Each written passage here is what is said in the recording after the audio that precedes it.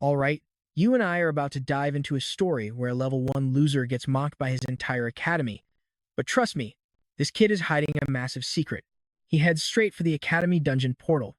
The guard tries to stop him, warning that it is strictly restricted to level 30 or higher. Our main character just chuckles, mockingly signs the registry anyway, and casually walks right in. Freaked out, the guard begs a group of senior students to follow the kid and keep him alive. But the guard had no idea these seniors are complete scum. They love dragging rookies into dangerous zones to rob them blind and blame the monsters for their deaths. To them, this solo newbie was basically a free jackpot. But once they catch up deep inside, they freeze. The supposed level 1 loser is casually strolling through the cave, absolutely vaporizing hordes of D-rank monsters with massive, devastating pillars of fire. The veterans are totally stunned, but greed takes over. They figure his loot must be worth a fortune, so they decide to rob him anyway. They launch a coordinated strike, screaming that the weak must surrender everything to the strong, including their lives. But as their magic flies, our main character just glares at them coldly, saying he completely agrees with that logic. He effortlessly dodges every single attack like an A-rank master. Before their leader can even react, our boy delivers a brutal punch to his gut, sending him crashing back several meters. The leader is left completely broken. Our main character turns to the remaining seniors, warning them that the exact same fate awaits them. Later, Kiyosuke returns home and stares at his ID. He is not level 1 anymore. He is already level 27, and nobody has a clue. Now pay attention here, he is actually the reincarnation of the most ruthless, overpowered hunter to ever live, 20 years ago. It all started when mysterious dungeon portals began tearing open across the globe, unleashing bloodthirsty monsters to attack humanity. Thankfully, humans awakened incredible powers to fight back. Top-tier heroes like Ingolf and Claudia use their unique talents to protect the innocent. Meanwhile, their elite guild, the Golden Seekers, carve a path through the battlefield. Suddenly, they spot a terrified kid screaming for his life as a monster lunges at him. One guild member just yawns lazily, while another tells her to go do her job. On the ground, the trembling boy curls up, completely losing hope. Suddenly, a massive kick slams into the beast, launching it through a solid stone wall. A heroic young man steps right between the victim and the threat, grinning as he asks if everyone is okay. Smiling warmly, Misato says he has got this. In a sudden flash, the hero leaps forward, eyes glowing with insane energy. In the blink of an eye, he blurs across the battlefield, striking down every single enemy at once. His teammates stare in absolute awe. One member, Lei, explains his secret with his rare time attribute. Misato can literally predict the future movements of any monster. Honestly, the way he fights makes him look less like a human and more like a god, leaving glowing trails of energy everywhere. As the dust finally settles, the chaotic battlefield goes dead silent. The team gathers near the portal, where Misato effortlessly cuts down the very last monster with one clean slash. Ready to secure the city, he channels his magic to seal the dungeon portal permanently. Suddenly, a devastating blow strikes him from behind, shattering his focus. I know what you are thinking, and yeah, it is his own trusted friends staring down at him while a massive magic binding seal hovers in the air. The legendary warrior who just wiped out a whole army of monsters is now completely paralyzed. Despite his insane future sight, he never predicted this betrayal, and terror takes over. Struggling to find his voice, he asks them why. Their leader, Nathaniel, just smirks and laughs in his face. He tells Misato it is because he could never foresee this trap. The other members chime in, complaining that having a level 100 powerhouse around made it impossible for them to profit. They complain that his obsession with saving civilians constantly put the team in danger. Grinning, the leader declares that his hero days are officially over. He bids him farewell and walks away with the guild, leaving Misato screaming in agony, begging them to break the seal. As their leader, he had dedicated his life to protecting humanity from the monsters. Now, he remembers how none of these people even hesitated to let that innocent boy die earlier. Suddenly, his confusion vanishes, replaced by pure, blinding rage. But deafening monster roars quickly shake him back to reality. He spins around to defend himself, but freezes. Dozens of terrifying, starved monsters are closing in on him. Desperate, he activates his future sight. Every single path he simulates leads to the exact same bloody end. Realizing his time magic is useless here, he lets out a bitter laugh. The beasts keep flooding in, and he realizes this inevitable doom cannot be changed. Letting go of his weapons, he prepares for the end. But as the monsters tear into him, he channels his remaining life force into a desperate, final gamble. He will reincarnate, get stronger, and return. He vows to unlock absolute power and hunt down every single traitor. Fueled by pure fury, an unprecedented explosion of energy erupts from his body, blinding the dungeon. With a final, earth-shaking roar, he detonates his soul. 20 years later, the remnants of that magic settle onto a young man sleeping in a hospital bed. He bolts awake, gasping for air. Staring at his unfamiliar face in the mirror, Misato slowly smiles. The reincarnation actually worked. But looking around the hospital room, panic sets in. He has no idea what year it is and fears his targets might already be long gone. Then, he spots an ID on the table. It reveals 20 years have passed. His new name is Asai Kyosuke, and this weak body possesses the legendary Void attribute. He breaks into a wild laugh, realizing his insane luck. Back then, he was feared because of his incredible time magic. But even peak time magic cannot compare to the infinite potential of the Void attribute. It is easily the most broken skill in existence, yet nobody in the past could ever master it. Since it is so incredibly rare, nobody knows how to level it up, which is why this poor kid stayed stuck at level 1 and got bullied. Bowing his head, he promises to make this name legendary. Thanks to his past experience, he knows exactly how to unlock the Void's true power. As magic swells around him, he knows he is going to become unstoppable. And once he does, he will hunt down those backstabbers. But to get his ultimate revenge, he first needs to start leveling up. He closes his eyes and concentrates. His memories tell him that controlling the Void means manipulating things that do not physically exist. Basically, he can manifest his pure imagination into the physical world. Anyone can dream, but turning dreams into reality, that is the real challenge. Fortunately, his injured body is the perfect target. Let us watch together as he focuses his new magic to heal every single cell. Alright, you and I are about to watch a fallen legend rewrite his fate. A golden glow wraps around his broken body, instantly sealing his injuries. Standing tall, Misato smiles as his health fully returns. But he is no fool. He knows that deep down, some internal wounds still linger. Still, the more our main character spams this broken healing power, the faster his level is going to skyrocket. Higher levels mean he can manifest insanely complex and deadly creations. Once he hits his peak, literally anything he imagines will instantly become real. Grinning at his own limitless potential, he is ready. Just then, a shocked doctor bursts into the hospital room, stunned to see the boy wide awake. Panicking, the doctor tells him to lie back down, screaming that his body is still completely wrecked. Our protagonist quietly plays along and rests. The doctor chuckles, calling his sudden recovery an absolute blessing from the divinity.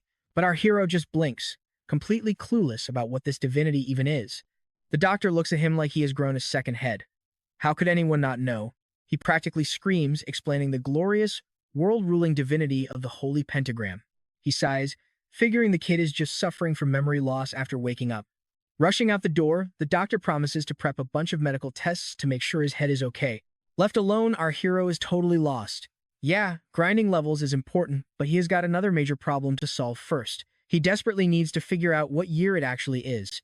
He clicks the television on, and a breaking broadcast about an incident from 20 years ago pops up. Staring blankly, he hears the reporter name the ultimate culprit behind the disaster: himself. The infamous leader of the Golden Seekers, Misato Kiwaro, was the one who destroyed the world.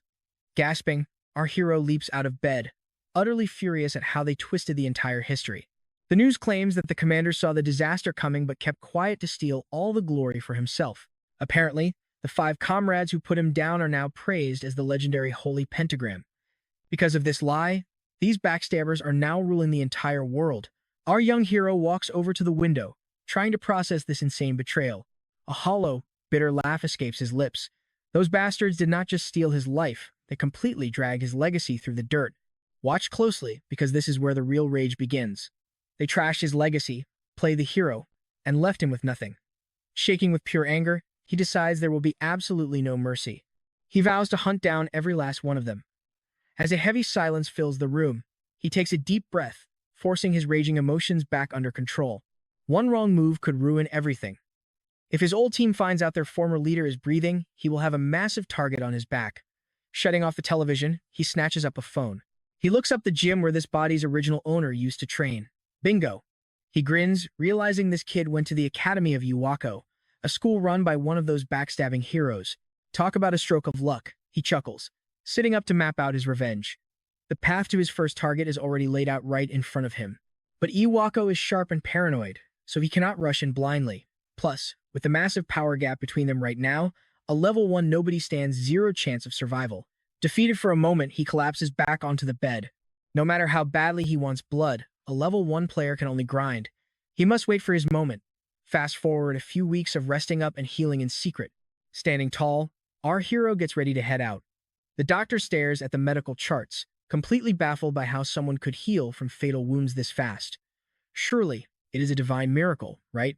Misato just keeps quiet, knowing it was his own hard work. Waving goodbye, he walks out of the clinic. Fully healed, his long-awaited hunt officially begins. You and I both know level 27 is just the start. Grinning, he looks for a dungeon to shake off some rust as he finally steps back onto the academy grounds after all these years. While walking, a sweet voice calls out his new name, Kyosuke. It is his classmate, Asahi Karen, asking if he is finally feeling okay. Our hero acts cool, nodding as she rants about how worried she was. But their sweet reunion is ruined when a loud voice yells. Well, look who decided to crawl out of the hospital. A bunch of thugs surround them, claiming he owes them protection money. One of the older bullies gets right in his face, demanding some cold, hard cash for their services. Instantly, Kyosuke recognizes the voice from those threatening texts on his phone. But before he can even throw a punch, Karin steps right in front of him, bravely telling them to back off, despite shaking like a leaf. Seeing her tremble, he gently thanks her for having his back, pats her shoulder, and steps forward to handle these punks himself. The thugs burst out laughing, mocking the weakling for trying to act tough in front of a girl. One bully sneers, reminding him that he can barely cast a basic spell, let alone fight back. Kyosuke coldly warns them to know their place. He had sworn to avenge the original owner of this body, and he is a man who always delivers on his promises. Furious, the lead bully snaps and starts chanting a high-tier spell right there. Karin screams that casting magic outside a dungeon is strictly forbidden, but the hot-headed punk completely ignores her, aiming straight for the kill. The air turns bone dry as a massive fireball roars right toward our hero, but Kyosuke does not even flinch, calmly focusing his inner mana. With a swift flick of his wrist, he counters with his own burst of flame, unleashing a much bigger blast. The two spells collide, creating a massive, blinding explosion. The bullies stand frozen, unable to comprehend how this trash copied their friend's magic. As the smoke clears, Kyosuke looks at them and mocks. Is that all you have got? The defeated bully starts sweating bullets, realizing he is completely outmatched by the kid he used to push around. Shaken, he desperately begs his friends to step in and save his reputation. The two sidekicks charge up a joint attack, firing their best spells together. Effortlessly, Kyosuke mimics their magic once again, sending their own power roaring right back at them. The gang watches in absolute horror as their attacks get slapped away. There is no way a talentless loser should have this many different skills. Losing his patience, Kyosuke asks if they are satisfied yet. A tense silence drops over the courtyard. Suddenly, blinding flames erupt from his fist, lighting up the entire schoolyard with intense heat. The cowards try to flee, realizing they just angered an absolute monster. Kyosuke grabs the main bully by the shoulder, asking what he did when his victim begged for help.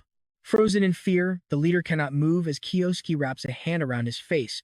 With massive flames roaring around him, our hero whispers that weaklings like him always make excuses, leaving the bully trembling in a cold sweat.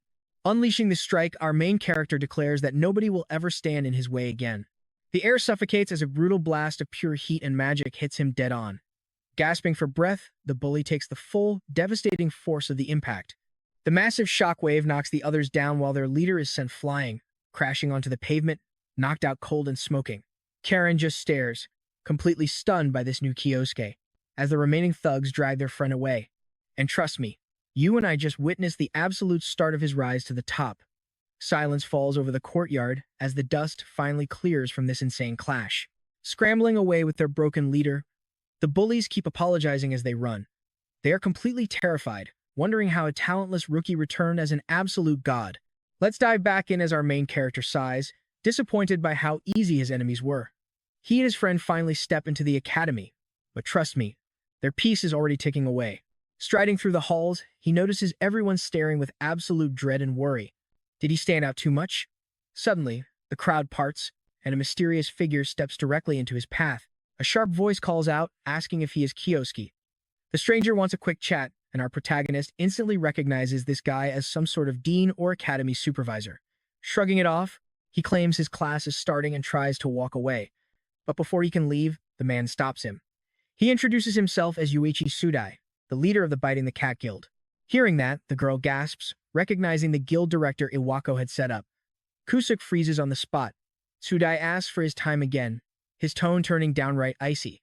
Kyuk realizes there is no escaping this conversation, but maybe he can use it to his advantage. Chuckling, he tells the supervisor that since it is like this, he has no choice. Sudai gets straight to business, demanding to know if he was the one who thrashed those adventurers in the ranked dungeon last night. Keeping a deadpan face, the student plays completely dumb. Inside, though, he is highly suspicious. How did this dean even track down that info? Sudai explains he heard reports of a student entering the dungeon and had to investigate. Down there, he discovered knocked-out criminals notorious for targeting weak rookies. Glaring, the dean adds that he just witnessed this freshman casting multiple high-level skills at the same time near the entrance. Now watch closely here. Instead of panicking, our hero actually sighs in relief, glad the dean is completely blind to his real abilities. Losing his temper, Sudai demands the truth. Reaching into his bag, our boy smoothly claims that after getting ambushed this morning, his memory is a total blur and he can barely remember a thing. Besides, he is only level 1. So how could he possibly pull off a stunt like that? Stunned, the supervisor stares at the official identification card handed over to him. Looking at the status card, it proves this kid is utterly ordinary with zero potential. Furious, he cannot believe this weak nobody just wasted his valuable time. Gritting his teeth, the dean completely loses his cool. Offering a quick, fake apology, the man turns to walk away. But first, Sudai warns him to stop acting so suspicious because working overtime is a massive pain. Our main character watches the supervisor leave, amused by how easily he dodged that bullet. Grinning, he realizes this annoying dean might actually become a useful tool for him later on. This guy is the perfect ticket to get near Iwako without triggering any alarms. If he can turn this dean into his personal pawn, he will have a massive advantage in his hands. In fact, this might be the ideal chance to test drive his brand new enchantment. Meanwhile, in a private office, the dean finishes delivering his report on the mysterious dungeon investigation. An elegant gentleman sneers, mocking Sudai for making such a sloppy mistake. Iwako coldly reminds him that he was warned to be extremely careful when selecting people to do their dirty work. Bowing deeply, the terrified dean begs for forgiveness and promises to clean up the mess. Slowly, the powerful boss rises from his luxurious chair. Speaking in a lethal whisper, the Holy Pentagram member warns that if their connection to rookie hunting gets out, things will end horribly. Suddenly, he grabs the dean by the jaw, squeezing with terrifying strength. Heavy, suffocating aura floods the room as the leader reminds him that subordinates are entirely replaceable. Drenched in cold sweat, the dean can only tremble in absolute horror. Terrified, the dean quickly nods in agreement. But deep down, Sudai is burning with pure rage over this public humiliation. He bitterly grumbles that if he knew it would be this much trouble, he would have charged those academy punks way more cash. Let's take a closer look here as the dean grinds his teeth in frustration. Heading back to his desk, Iwako says one mystery still bothers him. Confused, the dean looks up. The old man points out that based on the records, the defeated attackers were highly experienced third-year students. Yet, the logs show not a single senior entered that dungeon last night. He places his tablet down on the desk and slowly turns around. The director argues that either monsters took them out and Sudai is covering it up, or another powerful student beat them to it. Staring out the window, he claims this is the only logical theory. But did it really happen that way? The dean asks, and with a slow nod, his superior confirms it. Iwako is totally convinced of this theory, unless some completely impossible anomaly is at play. Hearing those words, the dean suddenly remembers his weird encounter with Kyosuke. Scratching his head, he asks if a unique skill could be responsible, and the director agrees that it is highly possible. The dean smiles, thrilled to finally have a solid lead. Straightening up, he confidently promises to handle the situation himself. Internally, though, Sudai is seething over how that weak kid managed to fool him. Thumping his chest, he vows to fix everything. Meanwhile, in the dark dungeon, only the crackle of torches can be heard. Suddenly, a massive explosion shakes the walls as senior students combine their magic powers. Barely dodging the magical blast, a hideous beast leaps right next to a student. Panic spreads, and the entire class runs for cover as the monster charges. Brilliant yellow magic circles light up the darkness as a man channels his mana. A powerful spell blasts the beast right in its back, leaving the students staring in shock at the smoking corpse. Stepping forward, the dean calmly tells everyone to hold their formation. Wide-eyed with admiration, the students gaze at the director's favored prodigy. While everyone else fantasizes about joining his elite clan, the arrogant prodigy yells out that he has cleared the entire zone. The backup students quickly give a sloppy salute of respect. Turning away, the dean tells them he is leaving the remaining tasks in their hands. Slipping away from the crowd, he prepares to execute his real agenda, pulling out a strange magical artifact. Focusing his mana, he activates the device, ordering its mystical chains to track Kyosuke's exact location. The metallic sound echoes as the chains soar through the air, pointing far away from the other students. The supervisor dashes down the path, fully intending to make this troublesome student disappear forever. After all, a sudden disappearance wouldn't surprise anyone, especially with all the bizarre incidents happening ever since Ki got discharged from the hospital. The supervisor begins piecing things together. First was the rookie dungeon disaster, followed by the brutal courtyard fight that hospitalized another student. He remembers interrogating those injured boys, asking if their wild claims were actually true. Terrified and desperate, the boys had begged him to believe them, swearing that the supposedly talentless rookie copied their exact enchantments and used them as weapons. Just thinking about it made one student hyperventilate, shivering as he claimed the rookie summoned an impossibly massive spell. But the dean had only narrowed his eyes, refusing to believe such a ridiculous tale. Standing up, the supervisor declared he had heard enough. When the desperate leader asked what would happen to them, the dean simply ordered his elite students to punish them for losing to a weakling. The beaten students tried to struggle and reach the dean, but they were pinned down. Still, one desperate shout grabbed his attention. In a trembling whisper, the pinned student gasped that the boy wasn't even human anymore.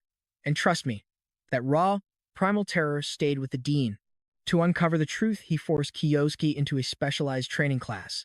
But once again, the clever boy deployed perfect illusions to hide his true strength. All right, you and I are diving into a world where a rookie hunter is about to absolutely break the scale. The supervisor assumed Kyosuke used some magic item, while the laughing dean wondered what dirty trick he pulled. In the distance, the fallen body of a beast lies still. As the supervisor ventures deeper, he discovers a trail of slaughtered monsters, all defeated by a single fire strike. Stunned, he realizes the rumors about this student might actually be true. But even if they were true, the dean was not about to fear a mere freshman. Laughing it off, he figured even the director could pull that off. Though he could never question his superior openly, he secretly plotted to surpass him.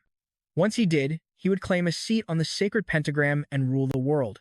His sinister laughter echoes through the dungeon. Still, to achieve his ultimate goal, he had to erase any links to those rookie hunters. Kyosuke was becoming too much of a threat, and the supervisor knew exactly how to handle him. As his glowing tracker vibrates violently, he knows he is closing in on his target. Holding his breath, the man cautiously peeks around the dark corner. What he sees completely shatters his expectations. There sits young Kyosuke, resting atop a massive mountain of dead beasts with an overwhelming, dark aura radiating from him. Smiling coldly, the protagonist remarks that he got tired of waiting. The dean ducks behind the wall, panicking over how the kid could have detected him. "How did you know I was here?" our hero mockingly asks, cutting right through his panicked thoughts. Yoichi stares in absolute disbelief, unable to comprehend how the boy read his mind. "Just what on earth are you?" he demands, slowly approaching him. Kyosuke admits he expected more from the director's golden boy, but face to face, he is utterly unimpressed. Staring him down, he sneers that extorting money from the weak makes Yoichi just as much of a coward as Iwako. Stuttering, the terrified supervisor asks how he could possibly know that. Kyosuke just laughs, stepping down from his throne of corpses. "You love hunting others, but do you know what it feels like to be the prey?" The young warrior asks, closing the distance. "Let me teach you that fear." He smiles, knowing his newly awakened power will make this arrogant supervisor dance like a puppet. Terrified, the corrupt noble glares at the monstrous student, gritting his teeth in a tense face-off. He prepares himself and begins gathering his mana. Now watch closely, because here is where things get real. A flaming sword erupts in the dean's hand as he vows to do anything for his ambition, shattering the floor beneath him and launching himself forward. He unleashes a deadly strike, but our protagonist effortlessly slips past it. "Is that really the best you can do?" the young prodigy asks, summoning a blazing fire in his palm. The living fireball roars through the air as he hurls it at his opponent. Yoichi slices the magic clean in half, mocking the freshman's power, but as the flames disperse, a deadly crackle of lightning bursts through the smoke. At the absolute last second, he deflects the lightning with his blade. But as he gets blasted backward, the earth rumbles, and sharp spikes of sand erupt all around him. With a swift, desperate slash, he shatters the sand trap. Completely overwhelmed by the rookie's insane versatility, the seasoned swordsman struggles to catch his breath. While questioning how a void user can possess such power, the dean suddenly senses a massive threat from behind. Spinning around at the absolute last second, he barely manages to raise his sword and block Kyosuke's surprise strike. Losing his temper, Iwako's follower warns that he will not let anyone ruin his grand plans. As both fighters lower their weapons and step back, the protagonist pauses, curiously asking what plans he is referring to. The man proudly claims that he will surpass everyone. Laughing hysterically, he declares that once he does, he will finally take his place in the legendary pentagram. Why target the director when there are other pentagram members out there? Our hero asks. Smirking, Yoichi replies, "Do you not know? Iwako has already been abandoned by the rest of them." He explains that joining the group grants absolute rule over the world, so targeting their weakest link is the smartest move. Shaking his head, the protagonist looks at him with pure pity. He mocks the supervisor's trashy ambition, instantly infuriating him. Kiyosuke even admits he was briefly worried that Yoichi might reach the director before him. "I know what you're thinking, this guy is about to completely lose his mind." And yeah, you're right. Enraged by the absolute pity, Yoichi screams for him to shut up and lunges forward, his energy lighting up the entire corridor. Clashing blades, the frantic noble keeps screaming, demanding to know what is wrong with chasing money and ultimate power. He rants about wanting the absolute power to make sure nobody can ever order him around again. Completely losing his mind, Yoichi screams that with a seat in the pentagram, he can do whatever he wants, while also discovering the critical weaknesses of every other member. He boasts that he can take everything for himself, but our protagonist calmly retorts that his words are not even worth hearing. Kyosuke declares that it is time to wrap this up, shattering the supervisor's sword with a heavy blow. Dropping to the floor, the dean watches his weapon break into pieces. Our hero thanks him for the boring speech, revealing it bought him enough time to complete his spell. Terrified, the noble begs him to stay back, but Kyosu coldly says it is time to dance. Grabbing the dean's face, a dazzling burst of light floods his vision and takes over his mind. Under the absolute hypnosis spell, his free will completely vanishes. With a blank stare, Yoichi is trapped inside his own mind. As the flashing lights fade, his consciousness slips away entirely. Kyosu commands him to stand, and the puppet's body rises up in an unnatural, stiff motion. "Yes, master," the man mutters in a flat tone. Pleased with his absolute control, Kyosuke orders him to prioritize his mission for now, and the zombified supervisor mindlessly agrees. Kyosuke tells him to resume his normal behavior. In an instant, his mind-controlled enemy turns around and calmly heads back to help his students. This incredible hypnosis spell is extremely powerful, but it only succeeds once the victim's spirit has been completely shattered first. Smiling at his perfect setup, Kyosuke heads out, when suddenly, rushed footsteps echo down the dark hallway. Asahi runs up, asking where he has been hiding. Relaxing his guard, Kyosuke tells her that he and Yoichi had a little chat, leaving her completely curious about what they discussed. The hero explains it was just a friendly talk about achieving their goals. When his excited friend asks if he offered any helpful advice, Kyosuke smiles and says, one of Yoichi's biggest dreams is definitely coming true. Thrilled for him, she hopes it happens soon. Their conversation is cut short when the senior instructor loudly announces that today's special training session is officially over. Smiling, Asahi tells her friend it is time to head back. Relieved, the young man is incredibly glad he attended this class, having secured the perfect pawn for his ultimate revenge. The old director asks if there is any update on the rookie incident. Placing a laptop on the desk, the dean confirms that a student with a unique talent was indeed involved. He claims that the legendary void ability belongs to a first-year student named Asai Kyosuke. He reports that the student is secured and has already confessed to wiping out the others using various skills. Confused, the old director asks what this power actually does. Realizing the man has no clue, the dean smiles, admitting he does not know either, but offers to investigate if given the time. Stepping forward, the supervisor volunteers for the job. Stretching his neck, the arrogant senior agrees that it sounds like a perfect plan. Cracking his knuckles, he remarks that he hasn't interrogated anyone in ages, and he cannot wait to make the kid pay for all the massive trouble he has caused. Just as Yoichi starts replying, the phone cuts him off. The director dismisses him quickly, and as we leave them there, you and I are left wondering what kind of trouble is brewing next. Let's dive into this wild scene where a mysterious female voice on the phone suddenly greets our greedy academy director.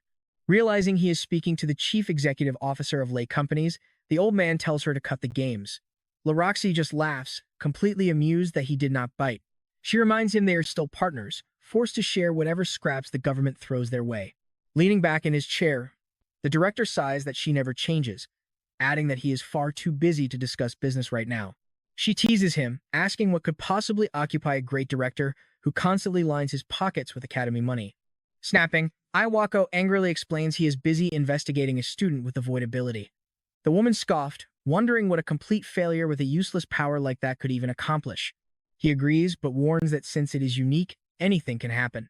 Smiling with interest, Lele asks if he is talking about something truly special, like the legendary time ability of Misato Koichiro.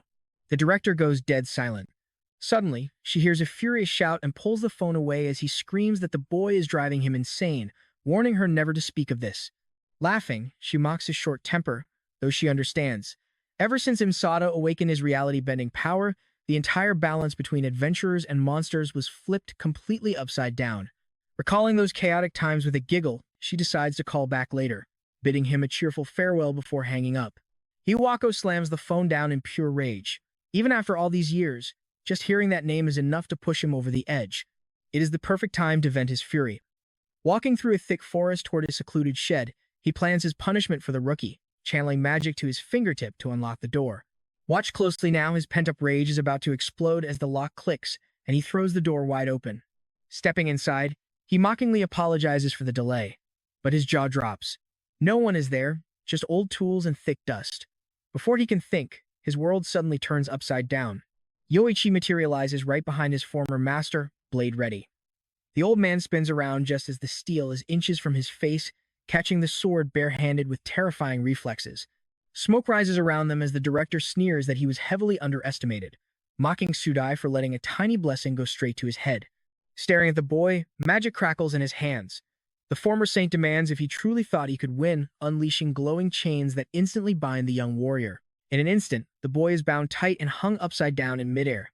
Striking his defenseless target, Iwako barks that this is not even a warm-up for him. Slamming hard onto the dirt, the apprentice rolls away, completely unable to break free. Looming over him with a deadly aura, the director sneers that Yoichi Sudai ruined his own life with foolish greed. But suddenly, the old man freezes as a cold voice behind him calls him an idiot, forcing him to spin around in shock. Our main character whispers that the director still grovels to the powerful while abusing the weak, proving the so-called saint is just as greedy and foolish as he always was. Enraged, the director roars, asking how a mere student dares speak to his superior that way. Yet, the young man keeps stepping closer, totally unfazed. Red with fury, the old man screams that those words describe the boy himself, demanding his real identity so he can expel him from the academy once and for all. Chuckling, our hero tells him to relax. He says he is finally right where he wants to be, suggesting that since they are both here, they should have an all-out duel. Let's pause for a second, because calling this man Io Hideki is a massive power move. Naturally, dangerous energy crackles from the director's hands as he refuses to be made a fool of. The earth shakes violently, kicking up thick columns of dust as massive rocks hover in the air from his overflowing energy. Clenching his fists, the saint vows to show him their massive power gap. Invoking Hideki's special attribute, a colossal hand made of solid earth surges forward. Sure that no student could ever survive this, he launches the attack. He yells at him to give up, thrusting his fist as the giant earthen hand closes in instantly. A colossal explosion shakes the entire clearing as the attack connects. Laughing maniacally, the old man yells that this is the fate of trash who dare challenge him. Nothing remains of the shed but a massive plume of smoke and shattered rubble, leaving the director casually thinking he will need to find a new interrogation spot. Smiling, he strolls toward the crater to find the boy's remains just for fun. Pulling something from his coat, he chuckles, glad that the annoying brat has finally been dealt with. Wiping his brow, Iwako suddenly freezes. As the dust clears, a dark silhouette slowly appears, standing right inside the crater. Stuttering in absolute shock, the nobleman stares as our protagonist calmly steps out of the smoke, asking him with a smirk if they could just talk. The baffled director wonders how a student could survive that blast completely unharmed. Shaking it off, he demands the boy's name, but our hero just asks who he is. Locking eyes with him, the youth states that he already knows. The furious director screams that he has never seen him before, demanding his identity. Iwako, you are hurting my feelings, the hero chuckles, asking if he really forgot him while striking the exact signature pose Misato used to strike. Staring blankly, the old man refuses to believe his eyes and stumbles backward. He knows his old partner cannot possibly be alive, but then, a shocking realization hits him.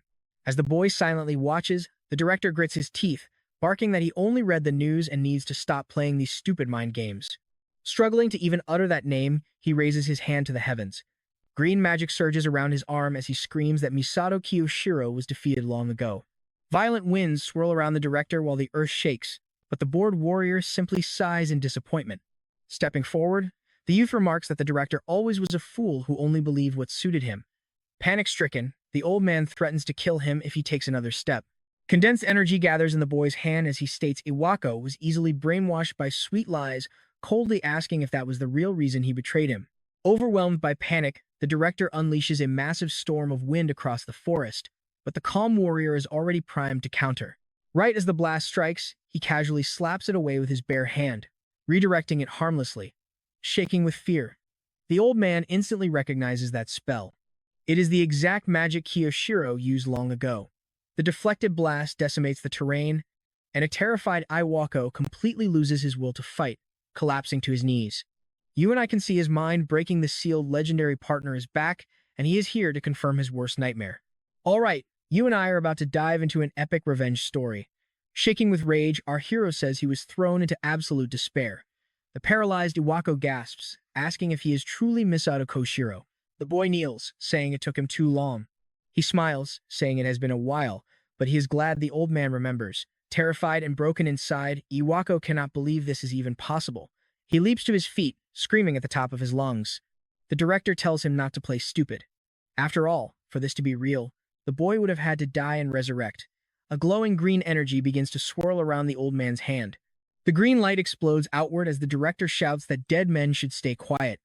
Pointing his arm, he launches several razor-sharp wind blades directly at our hero, but with an effortless leap backward, the young warrior easily dodges every single strike. While retreating, the young man senses danger from above. A massive fist of solid earth crashes down to crush him, but he simply slips away with a confident smile. Shocked, the old man stares at the boy's insane agility. Even outmatched, he desperately tries to strategize. Back with the Golden Seekers, he was never a fighter and was always laughed at for being weak. Determined to prove his worth, massive energy erupts from his body. The ground begins to warp as the director takes full control of the battlefield. Channeling everything he has, he prepares his ultimate spell, a combination of wind and earth that took 20 years to perfect. All his hidden rage and fear are poured into this single, devastating attack.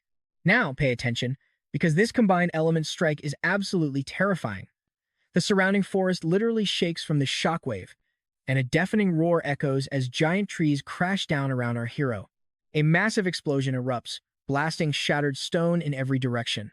Out of breath, the old man asks what he thinks of his ultimate magic, staring intently into the rising cloud of dust.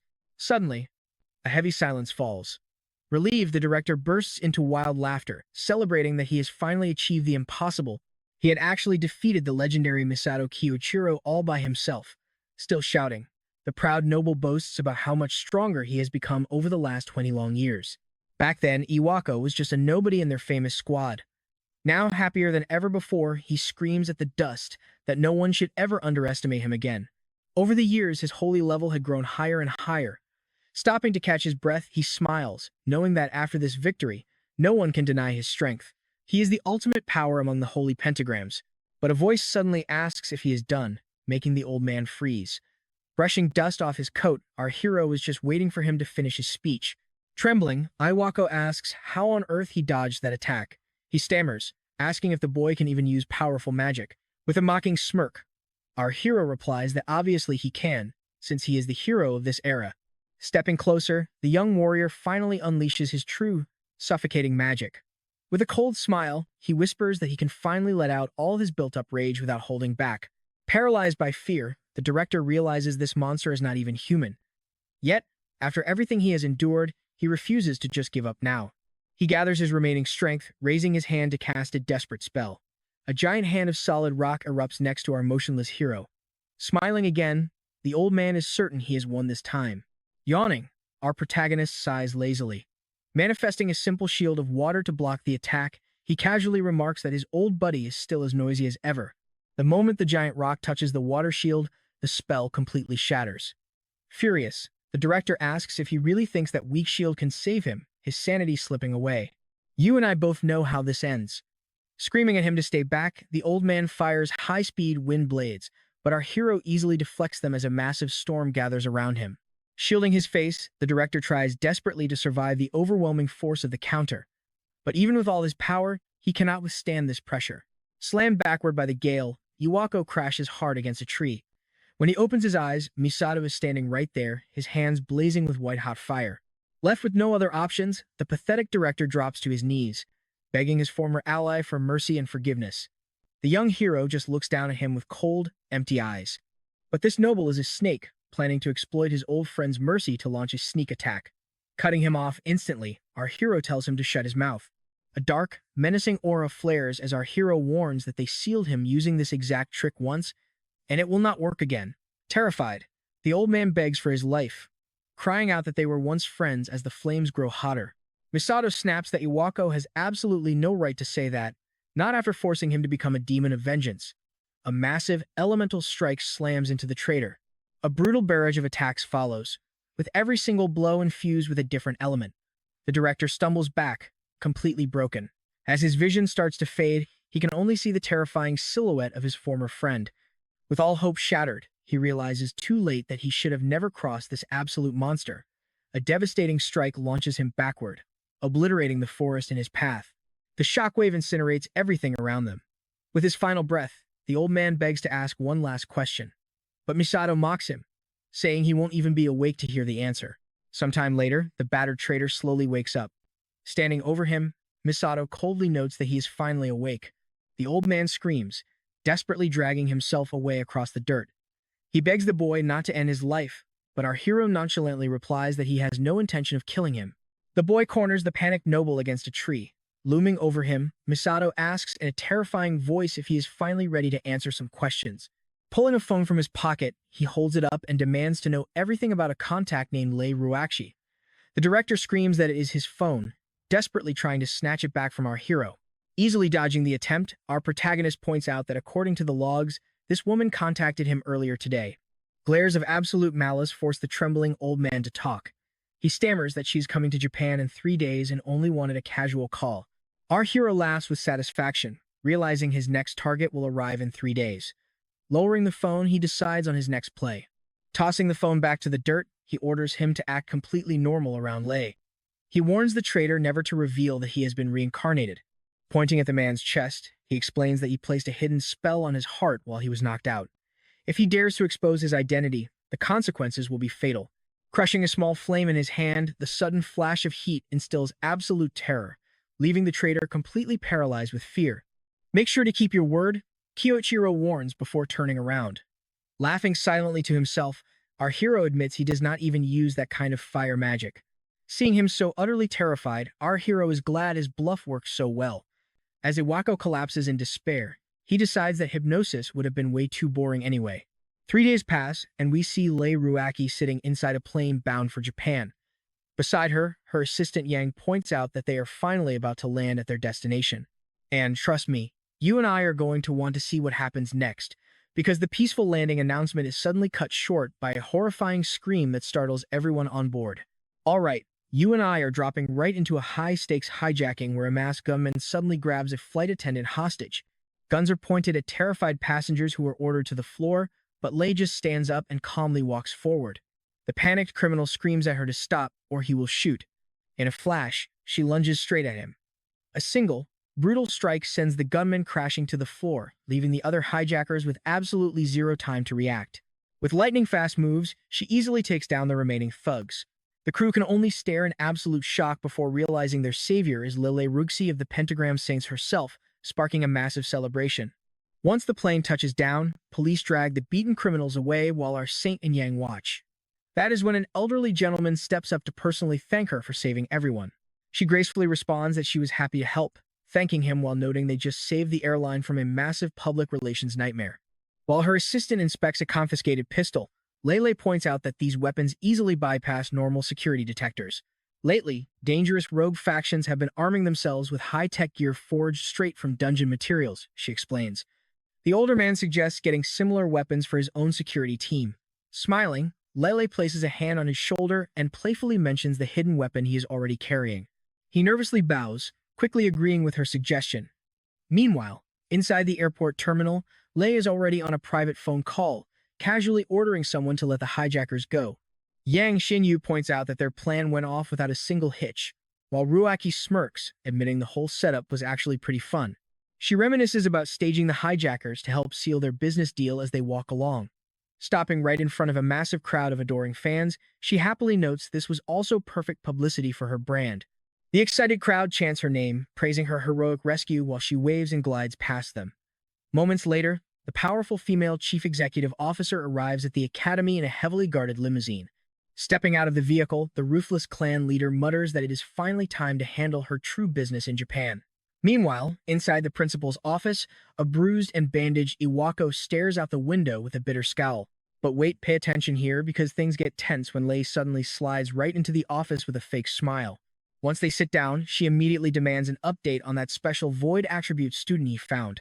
Iwako hesitates, nervously lying that it was just a false alarm and claiming the kid is completely useless after all. Sipping her warm tea, she casually agrees that even rare powers can turn out to be total garbage in the end. The terrified principal knows he has to act natural, because if he leaks even a single detail, the deadly curse bound to him will trigger. Setting down her cup, her playful smile completely vanishes.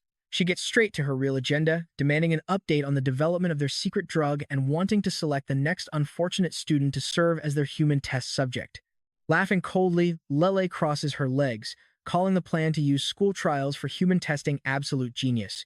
Meanwhile, our main character is listening to every single word through a hidden earpiece as they review the target student list.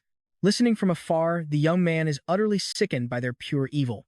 Filled with burning rage, he vows that the only person who will face true, absolute despair is Lele Ruaki herself. On the screen, a news reporter broadcasts the biggest story of the day, announcing that the famous pentagram saint had officially landed in Japan yesterday. Staring at the television, the hero watches her receive massive praise for her heroic plane rescue, triggering painful memories of a devastating betrayal that occurred 20 years ago. He fumes over how she built an absolute fortune by crafting deadly weapons from high-tier dungeon resources. Connecting the dots from the conversation he just intercepted, he realizes they are using the entire academy as a cover for their dark experiments.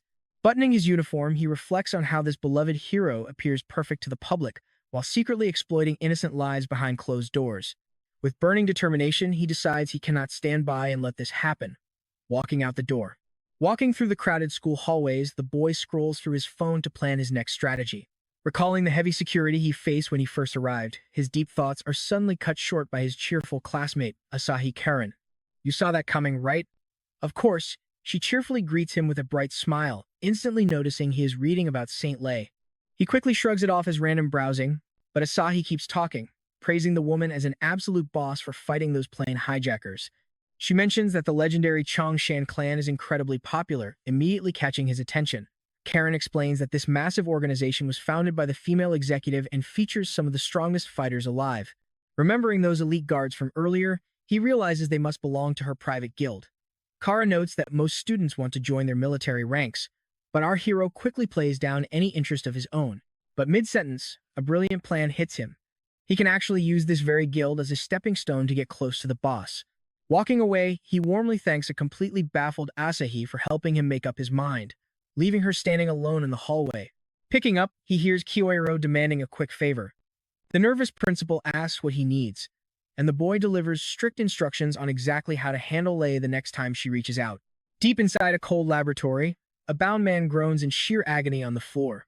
Cruel scientists surround him, coldly taking notes as the poor test subject struggles to breathe. Suddenly, the doors slide open to reveal a familiar figure.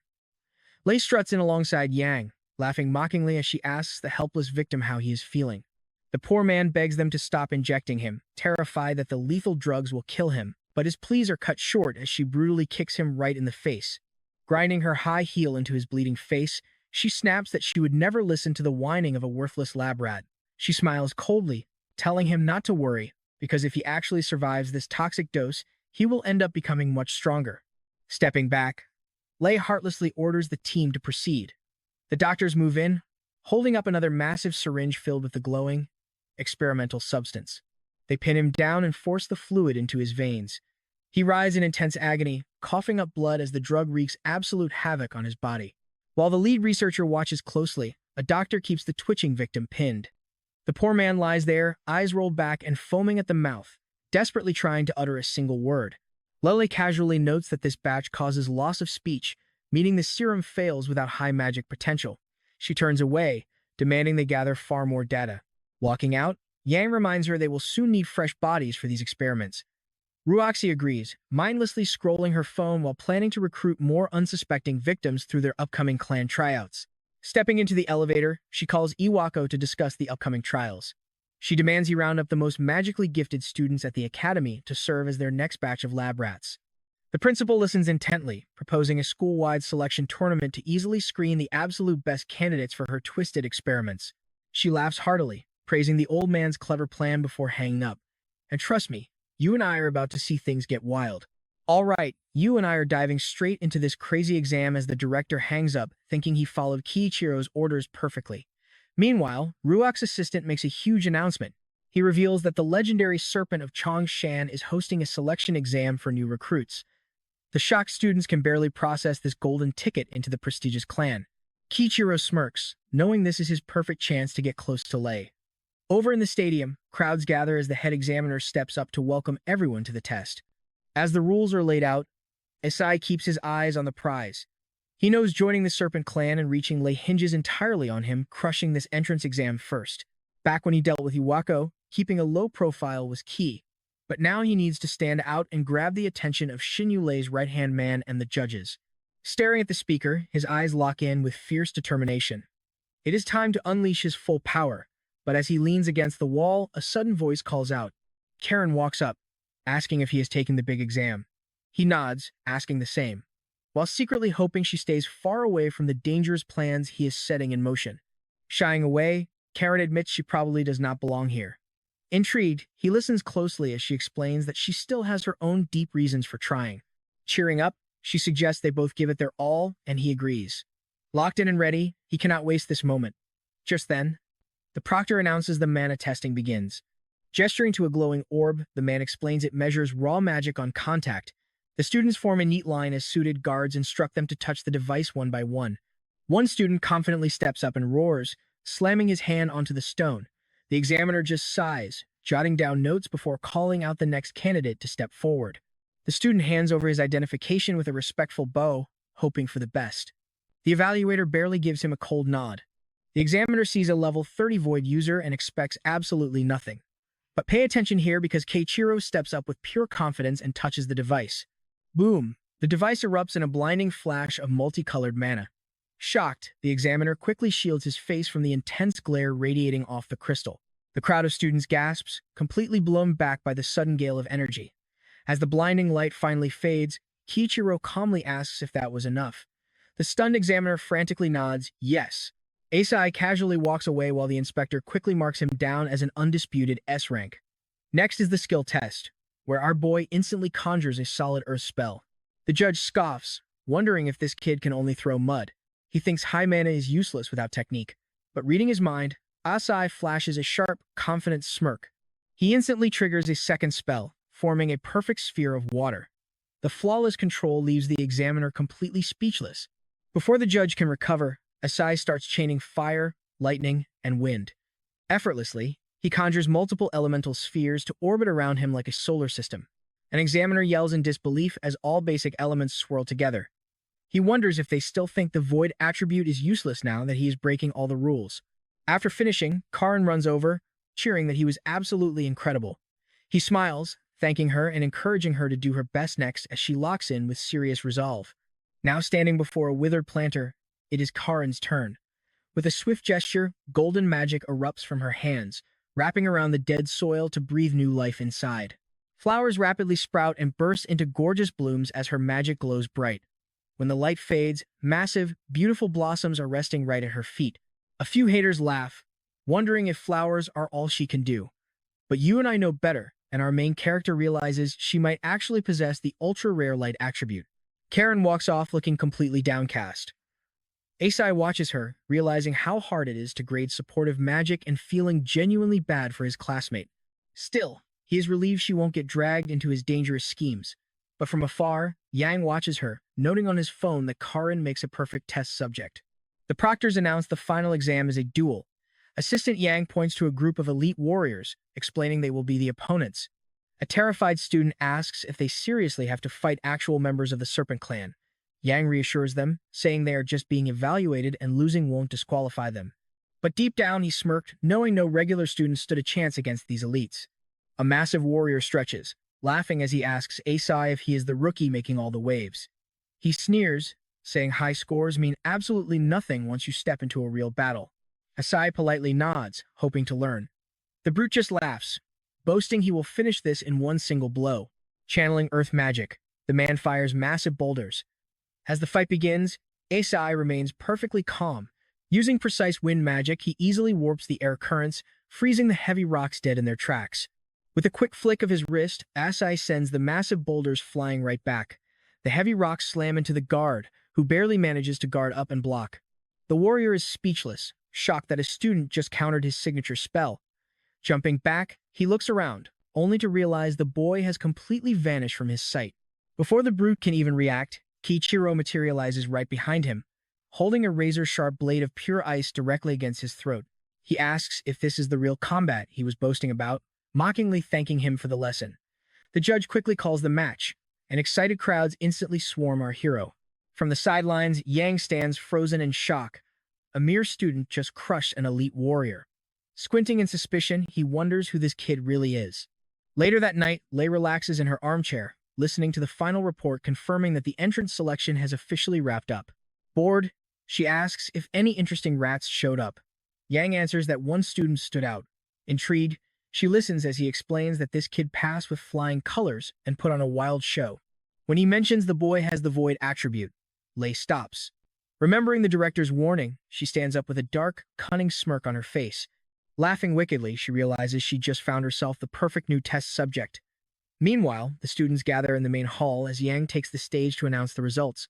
He declares Asai Kyosuke as the top ranker, while our protagonist stands there with a completely calm, serious face. The surrounding students whisper that it was obvious he would pass. Internally, Asai smirks. Everything is going exactly to plan, and he is one step closer to Lei. Then, the mic booms, second place goes to Karen. The girl gasps in shock while Kiichiro stands there completely stunned that she got picked too. And that is where we leave them, who knew having a unique power was all it took to change the game. Alright, you and I are about to see this dark conspiracy unfold. Our main character realizes Ruaki is using the academy for a twisted plot, and looking at Asahi, she was definitely chosen for some sinister reason. She looks at him with a bright, happy smile, thrilled to be accepted. He just sighs and smiles back, whispering a silent promise to himself that he won't let anyone lay a single finger on his friend. Determined to protect her while reaching his own goal, his face hardens. A few days later, all the passing students are summoned to the Japanese headquarters of the legendary Changon Serpent Clan. Gathered in anticipation, the creepy Yang Xingyu welcomes the group. He announces that before any clan activities begin, they first need to undergo a proper physical checkup. His expression instantly darkens when the assistant mentions that the formidable Lele Roxy is coming to see them. The man guides the students through the massive building, offering a quick tour before they meet the leader. Everyone is completely awestruck. Although Asai desperately wants to meet that woman right away, he knows he cannot leave Karin's side. Oblivious to his heavy thoughts, she looks around nervously, admitting that this massive place intimidates her. The young man simply nods in agreement. Still, she admits that joining the Serpent Clan makes her incredibly happy. Kyosu changes the subject, asking why she wanted to enter this dangerous place so badly. She awkwardly explains that her mother is hospitalized with massive medical bills. Realizing the truth, he now knows Karen is not here for selfish gain. Rejoining the group, he resolves to protect her at all costs. Xingyu points to a staircase leading down, and our hero realizes this must be their secret base. They enter a dark hall lined with monitors and guarded by men in suits. The boy instantly realizes this is a laboratory and connects them to the dark events. Suddenly, Assistant Yang orders the doors to be locked. The heavy click of the deadbolt sends a wave of panic through the students. Our hero smiles inwardly, realizing they have zero intention of letting anyone leave. When two terrified students step forward to ask what is happening, Yang glares with pure malice and snaps at them to shut up, paralyzing them with fear. Remember when I said we would conduct a proper examination? He sneers, taking a mysterious vial directly from a guard's hand. Watch closely, right here, this is where it gets terrifying. He holds up a syringe of glowing red liquid, a dungeon-mind drug meant to forcibly boost their physical and magical limits. While one boy nervously wonders if this is actually a good thing, Asai steps forward, his voice cold and demanding as he asks about the side effects. Yang laughs mockingly, pointing to a nearby monitor. A horrific video plays, showing a boy screaming in absolute terror as a syringe slowly approaches him. They watch in absolute horror. The boy on screen vomits violently, mutters gibberish, and collapses. completely unconscious. As they demand answers, Yang calmly explains that was just an incompatible subject. Outraged, the students scream that this is insane, refusing to ever let that poison touch them. Igniting spells of fire and water, two boys take combat stances. They charge directly at Yang, unleashing a furious attack while screaming for him to let them out. Kyosuke warns a terrified Asahi to stay close. Suddenly, Ruaki's right-hand man channels earth magic, reinforcing his fists and brutally strikes both boys down. They cough up blood, collapsing to the floor in agony. Meanwhile, Shinyu just sighs in disappointment, complaining that his test subjects have already decreased. Suddenly, he points directly at a trembling Karen.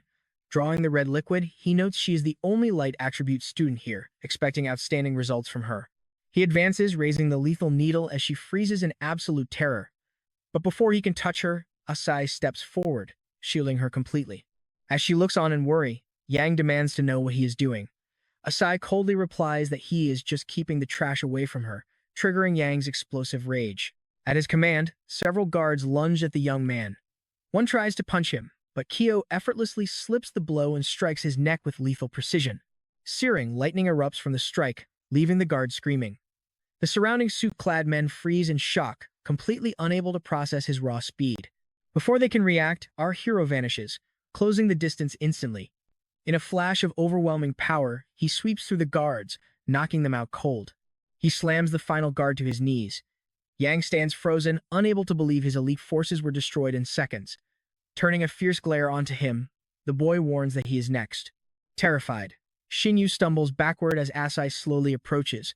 Realizing his back is against the wall, the assistant panics, trying to find a way out. Lunging forward, he desperately tries to grab Asahi, who screams. But Kyosuke intercepts him instantly, grabbing him by the throat and reminding him of his warning, forcing Yang to desperately scramble away. He panics, wondering what monster this boy is. No normal student has this power. With eyes glowing like a beast, our hero tells him to prepare himself.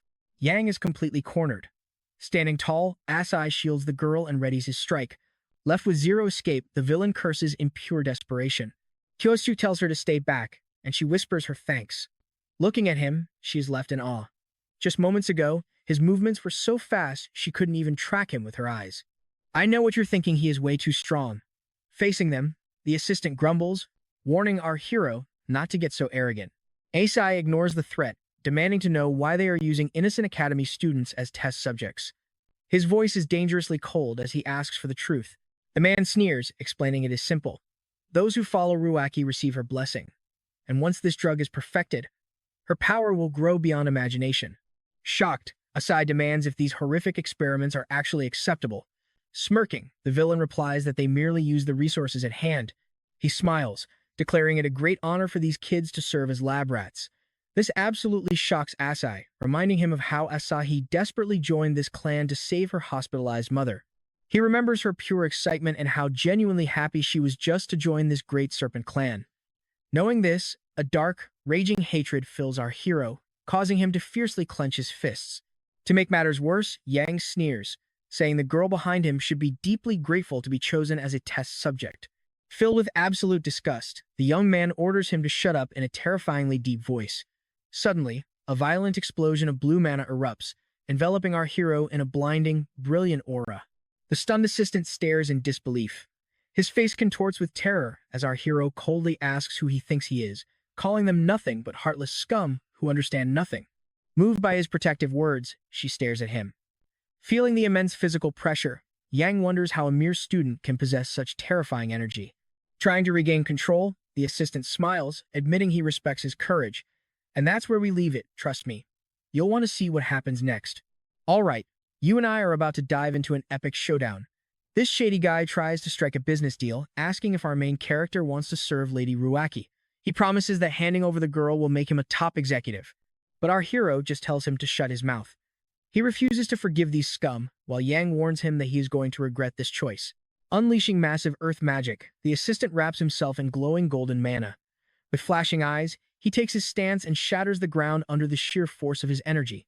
Our main character immediately recognizes it as high-tier body-strengthening magic. Taking his stance, Xinyu boasts that combining magic with his martial skills makes him completely invincible. With a smirk, he challenges the boy to a fight. With an explosive leap, the assistant shatters the floor below. In a fraction of a second, he hovers right above the boy, ready to land a deadly punch. But Asai dodges just in time, leaving the heavy blow to obliterate the empty floor. Deep cracks spread rapidly right to where Asai is standing, leaving her completely terrified by the sheer destructive force of the attack. Yang mocks him, laughing that the kid somehow managed to evade. Meanwhile, our hero realizes this physical boost magic is no joke and starts planning his next move. Out of nowhere, Jinyu charges in for another strike, yelling at Asai to stop running. But our protagonist stays calm, focusing his mind to trigger his own magic. Seeing the kid just standing there, the assistant mocks him, asking if he has already given up. Lunging forward with everything he has got, the man screams for him to drop dead. Right before impact, Asai snaps his eyes open and activates his void magic. In one smooth motion, he catches the massive fist. Completely paralyzed with shock, Yang stammers that this is impossible, suddenly recognizing something familiar in the boy. He wonders if it is the exact same magic, but realizes the boy's version is vastly superior. Smiling coldly, Asai mocks him, saying he can use body strengthening now too. He thanks the man, explaining he easily copied the skill just by seeing it once. Now watch closely, because he is about to show him how it is really done. With one devastating punch, he strikes Senyu, before he can even react, launching him across the room. The hit completely knocks the wind out of him as he crashes straight through a concrete wall. Slumping against the broken rubble, he cannot believe his own eyes. Lying defeated on the cold ground, he desperately wonders who this monster of a kid really is. Asai looks down at his fallen foe with pure disgust. He turns to check on Asai, who quickly thanks him. Walking toward the exit, he tells her they need to get out of this place right now. While the injured students slowly pick themselves up, they call out to him, but get no reply. With one casual strike, Asai blows the massive doors wide open, leaving his classmates behind without a second thought. He mutters that he has business to attend to and walks off alone. Meanwhile, at headquarters, Roxy gets a sudden call from her panicked subordinate, reporting an absolute emergency. They report that Yang has been utterly defeated and all the academy test subjects have escaped. Annoyed by this failure, Lei demands to know what the hell happened. As the guard warns her that a terrifying monster is attacking, the call suddenly goes dead. Shocked and deeply worried, she freezes, only for a voice to suddenly greet her. Asai is standing right at her office door. Demanding to know who he is, she glares at him. But the boy replies that his business is incredibly simple. Releasing a terrifying aura, he declares he has come to settle a 20-year-old grudge. Curious, Lei demands to know what exact debt from 20 years ago he is talking about. Asai steps closer, noting that the CEO seems a bit confused, asking if she needs a reminder. He states that ever since the SSS ranked dungeon incident 20 years ago, the Saints of the Pentagram have been glorified. The woman glares back, growing highly irritated and impatient. He then mentions that a dark conspiracy took place on that exact day. Ruaki scoffs, asking what a mere student is babbling about, mockingly asking if he is giving her a history lesson. Asai points out that these so-called saints now dominate the world, while she snaps back that they were chosen to defeat evil. Looking away, the clan leader asks his point, but is cut off. Our hero coldly replies that their heroic tale of defeating evil is a complete lie. Now think about this. She gasps, realizing his presence has suddenly shifted into something terrifying. Flashing back to that fateful day, Kuichiro accuses her of sacrificing her own comrades. Furious that these traitors received praise, he says they sacrificed lives just to secure power. Remembering Asai's gentle smile, he snaps that even today, she continues to trample on the allies who stood beside her. Defiantly, he asks if he is lying. The woman just lets out a dry laugh. With deep disdain, she sneers at his wild claims, asking if he actually believes in ridiculous conspiracy theories. Kiyosuke flatly replies that this is no theory, as he knows every single crime she committed. In a bone-chilling tone, he accuses the saint of pushing her own ally right into the portal. Ruoxi freezes, entirely paralyzed by his words. Looking at the boy with sudden dread, she wonders how a random academy student could possibly know their deepest secret. Cornering Lei against the wall, Asai asks if she still has not recognized him. With absolute confidence, Misato finally drops his real name. The woman gasps in pure shock hearing her betrayed comrade's name. Panicking, Ruaki screams that this is completely impossible, but Kyoto retorts, explaining he used the ultimate power of his level 100-time attribute magic to travel back. With wide eyes, she remembers calling him a monster back then because of that terrifying power. In total disbelief, she trembles, asking if it is truly Misato standing right in front of her. Replying with icy calm, the boy reveals he also knows about her company's illegal experiments. He taunts her, stating that exposing this will utterly ruin her precious reputation. Furious, she shrieks at him to shut his mouth. Stepping closer, the young man tells her those are his exact words. Unleashing his magic, Asai remembers the betrayal 20 years ago and how she callously crushed his close friend's dreams. Stepping up with eyes full of burning rage, he vows he will never forgive her. Feeling the intense pressure, Lei fake smiles and sighs, trying to look down on him. She warns him not to get cocky since he no longer has his legendary body.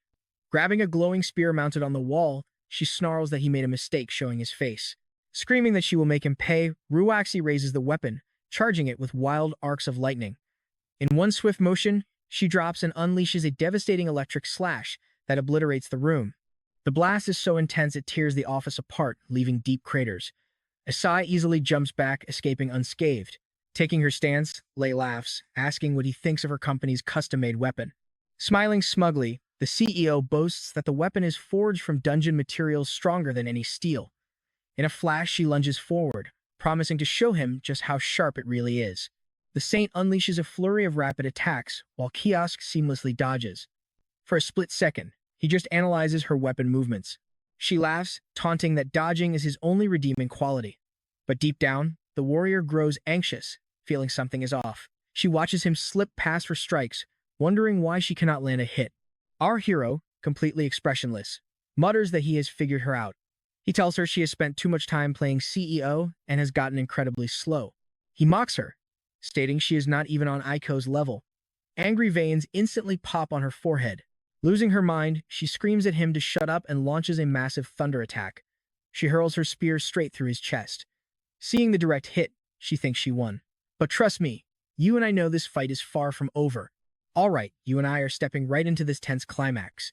As Ruaxi reaches for her spear, the fallen body dissolves into pure mana, getting sucked behind her. She freezes, shocked to see our main character standing there with mana blazing like wildfire around his body. How is his attribute doing this? She has never seen anything like it before. She grips her spear, weighing her choices. Now that her weapon is burning with fierce flames, the Saint takes a fighting stance, spinning it with absolute confidence to end this in one single blow. Furious and arrogant, she screams that she is going to shut his mouth for good. She unleashes a massive slash, sending a wave of fire cutting right through the room. Closing the distance instantly, she lunges at Misato to deliver the finishing strike. A powerful gale erupts from her mana, blowing away the surrounding magic as she thrusts forward. But then, she gasps. He caught her blade with bare fingers. Completely stunned, she stammers that it is impossible. Staring down, Asai coldly notes that this full-power attack is the absolute best she can do. Terrified, she hears him say that 20 years ago, her skills were actually decent.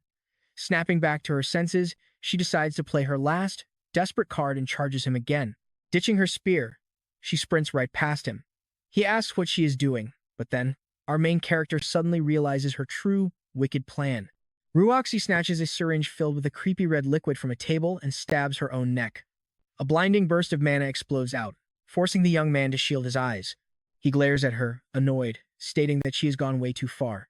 A sickening dark miasma wraps around her body as she begins to convulse violently. Now, pay attention here, because she turns absolutely grotesque. Her hair bleaches white, her arms scale up, and she wickedly laughs, boasting that nobody in this world can defeat her now. Our hero asks if she really thinks an unfinished drug will save her. Sighing in frustration, she yells at him to stop underestimating her strength, demanding to know if he understands the insane cost of making it. She mined materials from the deepest, deadliest dungeons and spent years refining them. She admits that since witnessing his godlike battle 20 years ago, she has chased that level of power. Grinning wildly, she boasts that she finally surpassed even Misato, thanking him mockingly for the inspiration. Completely disgusted, he simply calls her pathetic. Her smug face drops, and she stares at him, unable to believe her own ears. Asai steps forward, asking if she really thinks she surpassed him by relying on a drug. Furious, she asks what he dared to say. Our hero just chuckles, mockingly apologizes for interrupting her long villain monologue, and prepares to strike. Shrouded in a blazing fire aura, Kyo gets into position, declaring that it is time to end this once and for all. As she gets into position, Ruaxi sneers that they should settle this with a single blow to prove who is superior. With a deafening boom, she charges, screaming at him to prepare as she unleashes a devastating strike. The young man dodges effortlessly, letting her crash directly into a concrete wall, obliterating it. Through the falling dust and her dark miasma, The two opponents stare each other down. Ruwaxi boasts that this power is the ultimate result of her research. Catching him off guard, she strikes again in a flash, landing a heavy, seemingly fatal hit right on his chest.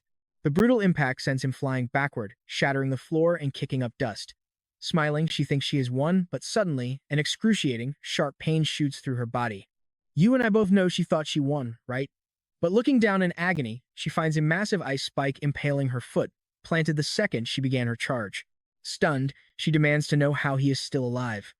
Glowing with raw mana, Asai calmly tells her she should thank her own guards for teaching him that trick. Desperate on the ground, she hears him say that her drug is only good for stirring up wind. Livid, she screams, asking how he dares to look down on her life work. Cut the crap, he snaps back. Furious, the young man warns her that destroying innocent lives and calling it progress is unforgivable, terrifying her with his intense pressure. Koichiro declares in a chillingly low voice that she utterly disgusts him. The CEO gathers a massive cloud of miasma, screaming at him to shut up as she lunges for his throat. But with a quick sigh, he catches her hand effortlessly. In a lightning-fast counter, the young man drives a devastating punch straight into her stomach. The direct blow completely knocks the wind out of her. Wondering why her enhanced power failed, she collapses as he turns to leave, realizing too late the true terror of Koichiro. Walking through the wreckage, he mutters that artificial strength is never true power. Outside the facility, a massive plume of black smoke billows from the shattered top floor. A voice calls out to Kiosk, drawing his gaze. He greets Asahi, glad she is safe, and she smiles back, relieved to see he is completely unharmed as well. The rising smoke draws a crowd of news reporters confirming that the anonymous tip about Lei's headquarters was correct. Karin wonders if this was his doing, but their friend just laughs it off. Watching the live news broadcast, the young man knows that Lei's dark crimes will finally come to light and her victims will be rescued. While he silently reflects on the total collapse of everything that corrupt woman built, his companion suddenly speaks up, breaking him out of his deep thoughts. She admits she has no idea what is really happening, but knows she would not be alive without his protection. Standing close, she blushes and softly thanks him, catching him off guard. Calming down, Kaisuke realizes he had nearly forgotten his old self. Smiling at Asahi, he remembers that protecting people was once his entire purpose. Later that night, we cut back to his quiet apartment. The TV news anchor is reporting live on the shocking discovery of illegal human testing inside Ruaxi's secret underground facility. This news broke right after the Saints' headquarters was raided by an unknown assailant. As footage of the wreckage plays, Asai quietly changes out of his uniform, hearing that Lei is suffering from severe memory loss and the culprit remains completely free. As he wonders how the remaining members of the Pentagram will react to this, the broadcast abruptly cuts to urgent breaking news. She announces that a key Pentagram member, Saint Nathaniel, is making a public address. Recognizing the hated name, our hero glares at the screen like a predator spotting its next target. The handsome blonde man expresses his deepest condolences, claiming the entire group is completely devastated by Lei's shocking actions. Watching the screen, our young protagonist is practically vibrating with pure, burning hatred. He continues his speech, claiming they are all deeply ashamed for failing to notice and stop her terrible crimes sooner. Asai sneers with bitter disgust, realizing they are playing dumb once again. Clenching his remote control tightly, he knows they are about to pull the exact same stunt they pulled 20 years ago. Remembering the spineless traitors, he realizes they have not changed one bit, easily telling lies to the public just to keep their precious reputation as righteous heroes. Kyo feels nothing but utter disgust. To those high and mighty heroes, regular people like Asahi are not even sacrifices, but mere pebbles to step on. He continues to watch, deep in thought, and trust me, you and I can bet that this snake was the true mastermind behind the conspiracy 20 years ago. Stick with me here, we are about to watch an epic revenge plan unfold. Remembering that his former partner was always calculating, cautious, and completely hidden, the young man grabs his phone. Koichiro begins plotting his next moves, scrolling through his contacts while keeping his eyes glued to the breaking news. Meanwhile, we cut to a church where a woman is kneeling in deep prayer. From behind, a child speaks up, confirming that those were their exact words to Lady Claudia. So that is how it is. She finally gets it. As the saint prays for a bright future, we cut to a gym where someone shouts to Ingolf that the crucial council meeting is starting. Dropping his heavy weights, the muscular man confirms he will be there right away. While his guest apologizes for interrupting, Ingolf grits his teeth, cursing Lei and wondering what that crazy woman was thinking. Meanwhile, Nathaniel sits before a massive screen, hosting a video call with the other high-ranking saints of the Pentagram. Demanding their attention, he officially opens the meeting, announcing that the High Council is now in session as the others nod in agreement. Pacing the room with his laptop, Nathaniel states this settles the issue. Still praying, Claudia agrees, calling her former colleague pathetic for letting an attacker expose her illegal experiments. Ingolf speaks up, demanding to know what she was doing that brought such massive shame to their group's prestigious honor. Leaning back in his armchair, Kaval agrees. He coldly points out that, strategically speaking, those forbidden experiments were entirely Ruaki's own doing. He claims that the other members knew absolutely nothing. Hearing this, Hideki realizes his calculated ally is doing what he does best, completely cutting her loose. He is positive Nathaniel knew about Lei's crimes, even if the others did not. Shaking with nerves, the old man finds this ruthless abandonment truly terrifying. Grabbing a letter near his notebook, Director Hideki knows he has to follow orders. Just as a member wonders about their attacker, Iari steps up, revealing he has information. Now check this out. He raises a sealed letter, explaining it arrived at the Academy from the exact same mysterious person who exposed Ruaki. The Saints are stunned, and Kaval demands to hear the message. The old man nods, breaking the seal to read, "I have returned from the portal, and I will hunt down every single one of you. I will find you," Hideki reads, his voice trembling. When he utters the signature name, Misato Kyo, a wave of pure shock hits the listening Saints. Looking deeply worried, Claudia wonders if it is just an imposter. But Nathaniel shuts that down, arguing that only their former ally knew about the portal. She suggests he might have manipulated time, but Ingolf snaps back, claiming they have absolutely nothing to fear. Irritated, Saint Vit snaps that if M. Sato is back, they will just crush him again. Kaval agrees, saying they should wait and see what Kyoiro does next. Later, in Ingol's office, the man stands up, walking to the window while whispering his former partner's name. Gritting his teeth in pure rage, he vows never to forgive M. Sato. Meanwhile, in Kyosuke's apartment, the director confirms over the phone that everything went exactly as planned. He figures the cautious Nathaniel will avoid making a direct move. But that is fine once they realize he is truly back. They will not sit still. He decides to target the enemies he can already track, telling Hideki they are moving out. Grabbing a document, he hears the nervous old man ask about the plan. "You and I know it is going to be simple." Kuichiro tells him to prepare his transfer to Ingolf's academy. Shocked, Hideki asks if that is the next target. Asahi confirms, planning to use an exchange program. But the old man warns that golf is clean, with no dirty rumors or scandals. Calmly, our hero replies that he needs to meet the man regardless. Hanging up, he leaves all the boring transfer paperwork to the director. Stepping onto the balcony, Kyosuke murmurs that even without rumors, his former partner still betrayed him 20 years ago. The next day, a plane cuts through the clouds. Inside a classroom, Asahi watches the plane with a warm, blushing smile. Soon, the flight touches down, and a figure steps out with immense confidence. Our protagonist finally arrives in Germany. Taking in the view, he pulls out his phone, remembering he already confirmed the link between this school and Ingolf. Initiating his plan, he will use this German academy to close the distance. He decides to head straight to the school. Walking down the busy streets. Suddenly, Asahi hears a girl complaining about being harassed. He looks over, quickly analyzing the situation. She is arguing with two drunk guys. Realizing she is also Japanese in a foreign land, he uses his rare void attribute to instantly translate their words like magic. Kyosuke tunes in to hear the thugs.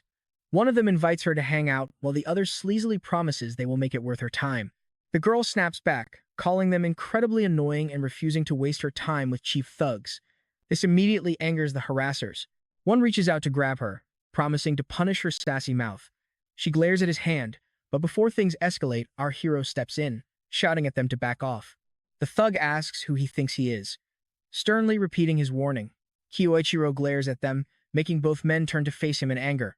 Activating their fire and earth attributes, they launch a joint attack. Charging forward, they warn him not to underestimate them as the first guy throws a massive punch. With a sudden burst of wind, the young man blasts them away. Covering her eyes, the girl cannot even track how fast they were blown right past her. Turning around, she is shocked to see them both knocked cold by a single hit, uttering a gasp as she stares at him. Wondering who this powerful guy could be, she watches him stand there calmly. Suddenly, the terrified punks flee, begging for mercy, and she approaches to thank him. Noting the growing crowd, he suggests they get moving. She nods, ignoring the onlookers as she follows Ki away from the scene of the commotion. Smiling gently, she remembers that the last time someone rescued her like this, it was that one special person. Reaching a quiet street, she catches his attention to express her gratitude once more, relieved that he stepped in before things got out of hand. Asahi insists it was no big deal, noticing how polite she is. Staring closer, Kyosuke gets a nagging feeling that he has seen her somewhere before. Recognizing his school uniform, she guesses he is a Japanese student. He nods, explaining he just arrived on an exchange program to attend the training academy. Cheerful, she offers to show him the way. As they cross a scenic bridge, Asai asks if she is traveling the world, and trust me, you and I are going to love seeing how this adventure unfolds. Let's jump back and our mysterious girl coolly explains she has her own secrets. Meanwhile, he's just wondering if they are the same age, since solo female travelers are pretty rare. Gathering his courage, he asks if it is not dangerous to travel alone. She just chuckles, playfully teasing that she knows a spell or two, even if she does not look like it. He instantly remembers how she easily trashed those thugs. She then asks if he really studies at the academy, making him wonder what is wrong with that. She explains that the school is run on a strict hierarchy where only the strongest survive. Ranks and points rule everything here, and the best students get rewarded with the ultimate perks. Kyosuke realizes this place is way more competitive than Japan. It perfectly matches what Io told him. The legendary Ingolf only trains the absolute best of the best in his class, so if he wants to get close to him, he has to earn it. Kyosuke is pumped because he absolutely loves a challenge. Suddenly, she points ahead and announces they have arrived. Gesturing toward a massive castle rising among the buildings, she reveals this is the legendary Lanzig Training Academy. Kyosuke thanks her, saying he can handle it from here. As they say goodbye, she suddenly realizes she forgot to introduce herself. Calling herself Shirato Seiyuki, Kyosuke smiles, offering his own name and a friendly handshake.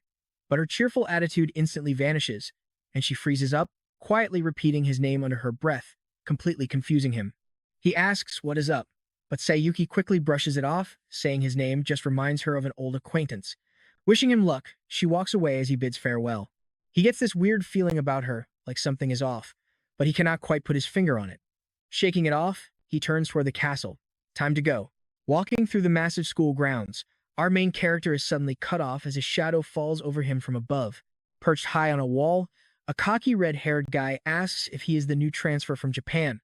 Kyosuke wonders if he is just a punk, which instantly offends the guy. Leaping down, the student laughs, saying a Japanese transfer is rare news, so Kyosuke must be pretty special. Now pay attention here, this guy steps up menacingly, offering a harsh welcome ceremony. Kyosuke just sighs internally, annoyed that he already has to deal with a total weirdo. Recalling Shirato's warning about the school's brutal merit system, Kyosuke realizes this hothead wants to test his limits in a duel. Ready to rumble, he drops his backpack and welcomes the challenge. Backing up, the loudmouth commends him for not running away. Activating his earth magic, the red-haired kid summons spinning boulders all around him, yelling that it is time to start. Eat this, he screams, launching his attack as the sharp rocks fly straight at Kyosuke. With a casual swipe of his hands, Kyosuke effortlessly deflects the flying rocks aside, leaving his challenger completely stunned. Kyosuke then triggers his own earth magic, mockingly saying that while his opponent had speed, the power was totally lacking. He conjures a massive boulder, tells him this is real earth magic, and blasts it right past his face.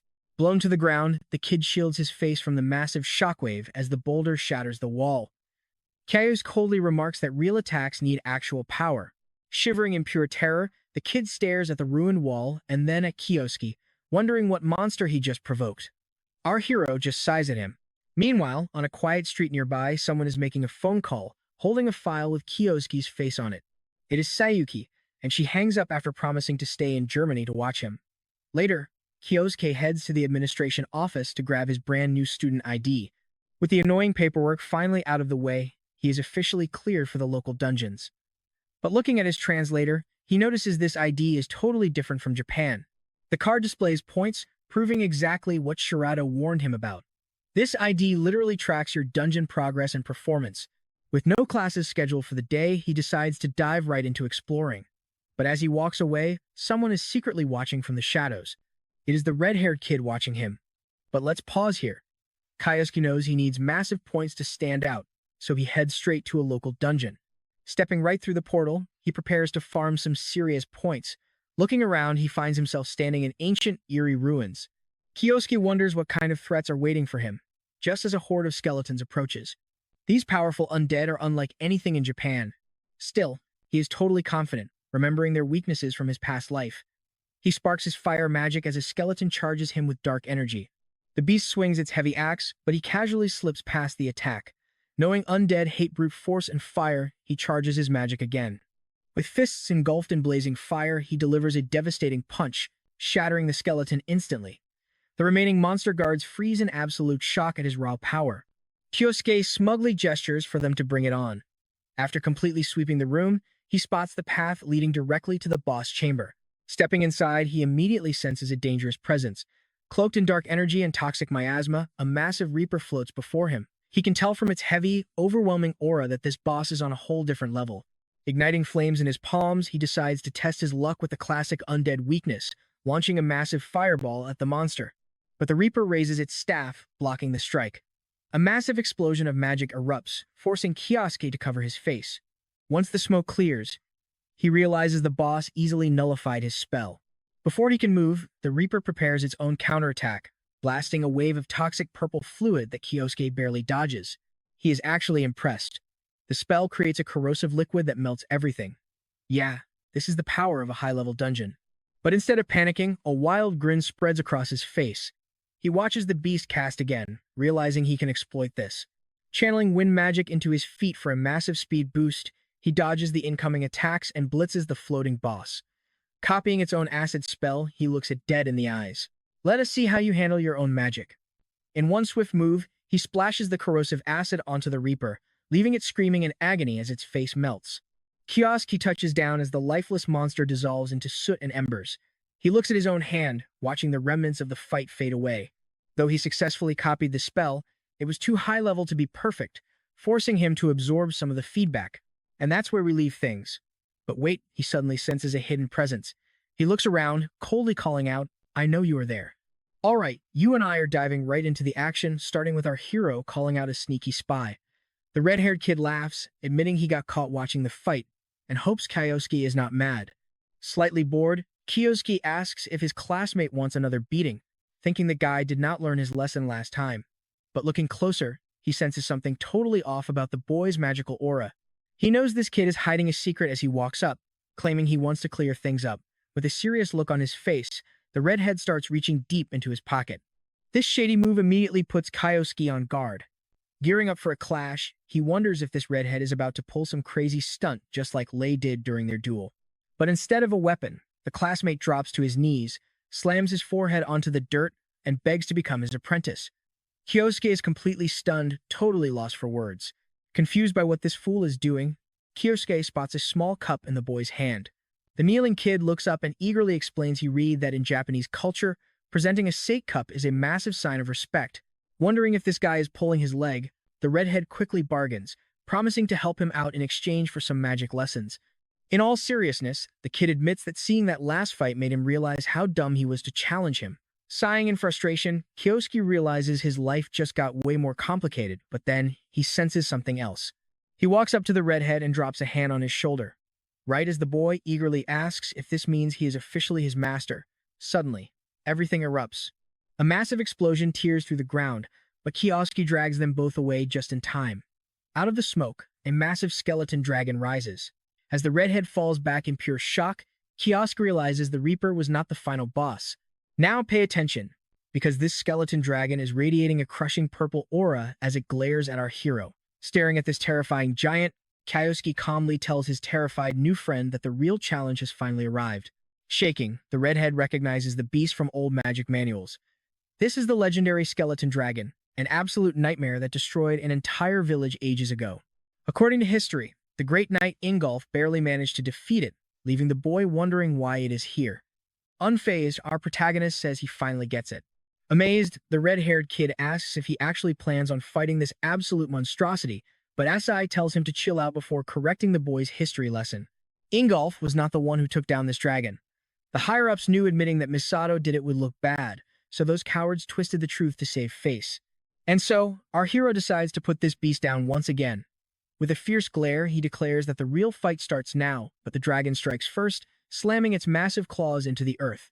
Kyosuke drops into a stance, keeping his eyes locked on the beast. He charges forward, launching himself with a shockwave of wind, and instantly realizes this version is way stronger than the one from 20 years ago.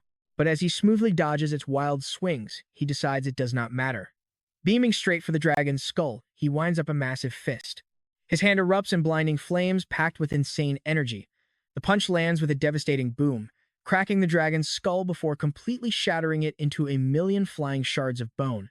Hyped up, the red-haired kid starts cheering for his master's epic move. But the fight is far from over. Like a nightmare, the beast's bones begin to piece themselves back together. The skeleton dragon's healing factor is off the charts. If you do not turn it to ash, it just keeps coming back. Realizing this monster is tougher than expected, Kyosuke decides it is time to switch tactics. His new apprentice watches in total awe, unable to comprehend how his master can stay this relaxed against a literal god-tier threat. Suddenly, the dragon roars and lunges forward with its massive body. The creature's massive tail whips around, barely missing the kid as he dives away just in time. Next, that bony whip targets our protagonist, smashing into the ground with insane power, but Asai effortlessly dodges the blow. Right now, he is just playing defense, waiting for the magic formula to perfectly crystallize in his mind. This is the true nature of void magic, manifesting reality through pure imagination. As he prepares his move, the dragon corners him and blasts a deadly purple beam right at his face from point-blank range. Terrified, his pupil runs forward, expecting the worst, but you're not ready for what happens next. His jaw completely drops. Asai is literally catching the dragon's giant jaw with his bare, magic-shielded hand. Those massive fangs can't even scratch him. Just like that, this match is officially over. Our hero prepares the ultimate finisher, wrapping the entire beast in a surge of deep blue magic. Instantly, the dragon is frozen solid into an ice sculpture, completely neutralized. Relieved and utterly amazed, the redhead realizes his new master is on a whole different level of power. Later on, they walk outside as the kid acts incredibly polite, making Asai wonder what his deal is. Brushing off the praise, our hero checks his status card, wondering how dungeon points accumulate. He turns to Mateo, asking how much these points actually influence their overall school rankings. Mateo explains that every 10,000 points bumps you up a rank, and you need 30,000 for the special class. Too bad dungeon points are strictly set to a fixed rate. So defeating a legendary dragon did not give him any bonus points. Since Kyosuke only got 500 points last run, he would have to clear dungeons 600 times to rank up. Basically, getting into the special class is going to be an insane grind. Knowing how desperate his master is to reach the top, Mateo mentions a secret shortcut to farm massive points. Hearing this, our protagonist instantly gets right in his face, eager to know what this secret is. The redhead reveals that the legendary Sublime Celestial Festival is starting in just 1 month. It is an event where students clash in head-to-head combat and crazy challenges, with the grand champion walking away with 20,000 points. This is exactly what Kyosuke needs to close the massive power gap between him and Ingolf. Hyped up, he clenches his fist, mapping out his next moves, and confidently vows that he will take first place in this tournament. 1 month flies by, and the highly anticipated day of the Sublime Celestial Festival finally arrives. Mateo is hyped, grinning at his master as the festival kicks off. Kyosuke stays locked in, knowing these points are his ticket to the special class, bringing him one step closer to the bastard who betrayed him 20 years ago. The objective for every single team is dead simple. Snatch the magic gemstone sitting at the very top of the tower, using any crazy method they can think of. Whether they fight their way through or scale the walls directly is up to them. It is all about showing off their raw strength. Naturally, Kyosuke is not sweating the rules, ready for whatever gets thrown his way. The enthusiastic redhead vows they will fight like hell to win. See, in this tournament, you can only register in teams of 2. And luckily, our hero has the perfect sidekick ready to roll. Suddenly, a sarcastic laugh cuts through the crowd. It is Shirato, showing up to watch our main character put on a show. Dazzled, Mateo walks up and asks if this beautiful girl is Asai's girlfriend, earning himself a swift smack to the skull. But their little reunion is suddenly cut short. A sudden gasp ripples through the crowd as the giant screen lights up. Important VIPs are arriving, and one of them is the legendary Ingolf himself, leaving Kyosuke completely frozen. As the academy staff welcomes the legendary figure, he claims he is here to scout real talent. Trust me, you and I are about to see if our hero can finally get his revenge. Alright, you and I are diving into an epic story where a genius student is about to take on a massive tower challenge with his partner. Let's see what happens next. As the duo prepares for the test, a sudden, massive explosion rocks the arena. From the smoke, a terrifying, giant wolf with glowing red eyes leaps right into the crowd. They knew dangerous beasts would be unleashed, but this is insane. When Mateo turns to ask his master for advice, he realizes the old man has completely disappeared. Like a flash of lightning, our hero is already slicing through the monster, finishing it with absolute style. Kyosuke just turns back and asks his partner what took him so long. Grinning, the redhead shouts he is on his way. On the giant screen, the crowd watches our main character sprint ahead. Up in the stands, Ingolf notices his Japanese origin and gets curious. The onlookers are completely shocked that he one-shot a massive beast. Meanwhile, Mateo is showing off his own skills, effortlessly taking down enemies while still having a ton of energy left to burn. Asai warns him not to lose his momentum since they need to keep moving. But as they sprint up the endless stairs, it becomes very obvious who has the superior stamina here. Suddenly, Kyosuke spots danger and screams for his friend to freeze. In that split second, a massive blast completely shatters the stone stairs right next to them. A nasty laugh echoes nearby. Two rival students just blew up the path to sabotage them. They even look down and mock Mateo, teasing that they can't hear him from down there. With that, the cheaters run ahead, leaving our duo stranded. The redhead panics, asking what their move is. But staying totally cool, Kyosuke simply says, "It is easy. We just need to fly across." Mateo has no idea what he is talking about, but before he can even process the crazy plan, Kyosuke grabs his arm and leaps over the gap. Meanwhile, the cheating duo is already standing right outside the door to the final chamber. Now pay attention here, because these cocky guys think they have got it in the bag, bragging about how they would never lose to some foreign transfer. But guess who just stepped up behind them with a heavy sigh? Kyosuke calmly tells them that their little trap only slowed him down slightly. Exhausted but still full of fire, Mateo snaps that he won't lose to cheap clowns. Annoyed, the cheating mages begin to charge up their magic. Kyosuke tells them they are way too slow. Like a human cannonball, he blitzes right past them. Before they can even blink, both cheaters collapse to the ground, completely knocked out cold. Absolutely amazed, Mateo realizes he could not even track his friend's movements. With the cheaters dealt with, our duo finally pushes open the massive doors. Inside, a glowing magic stone shines brightly.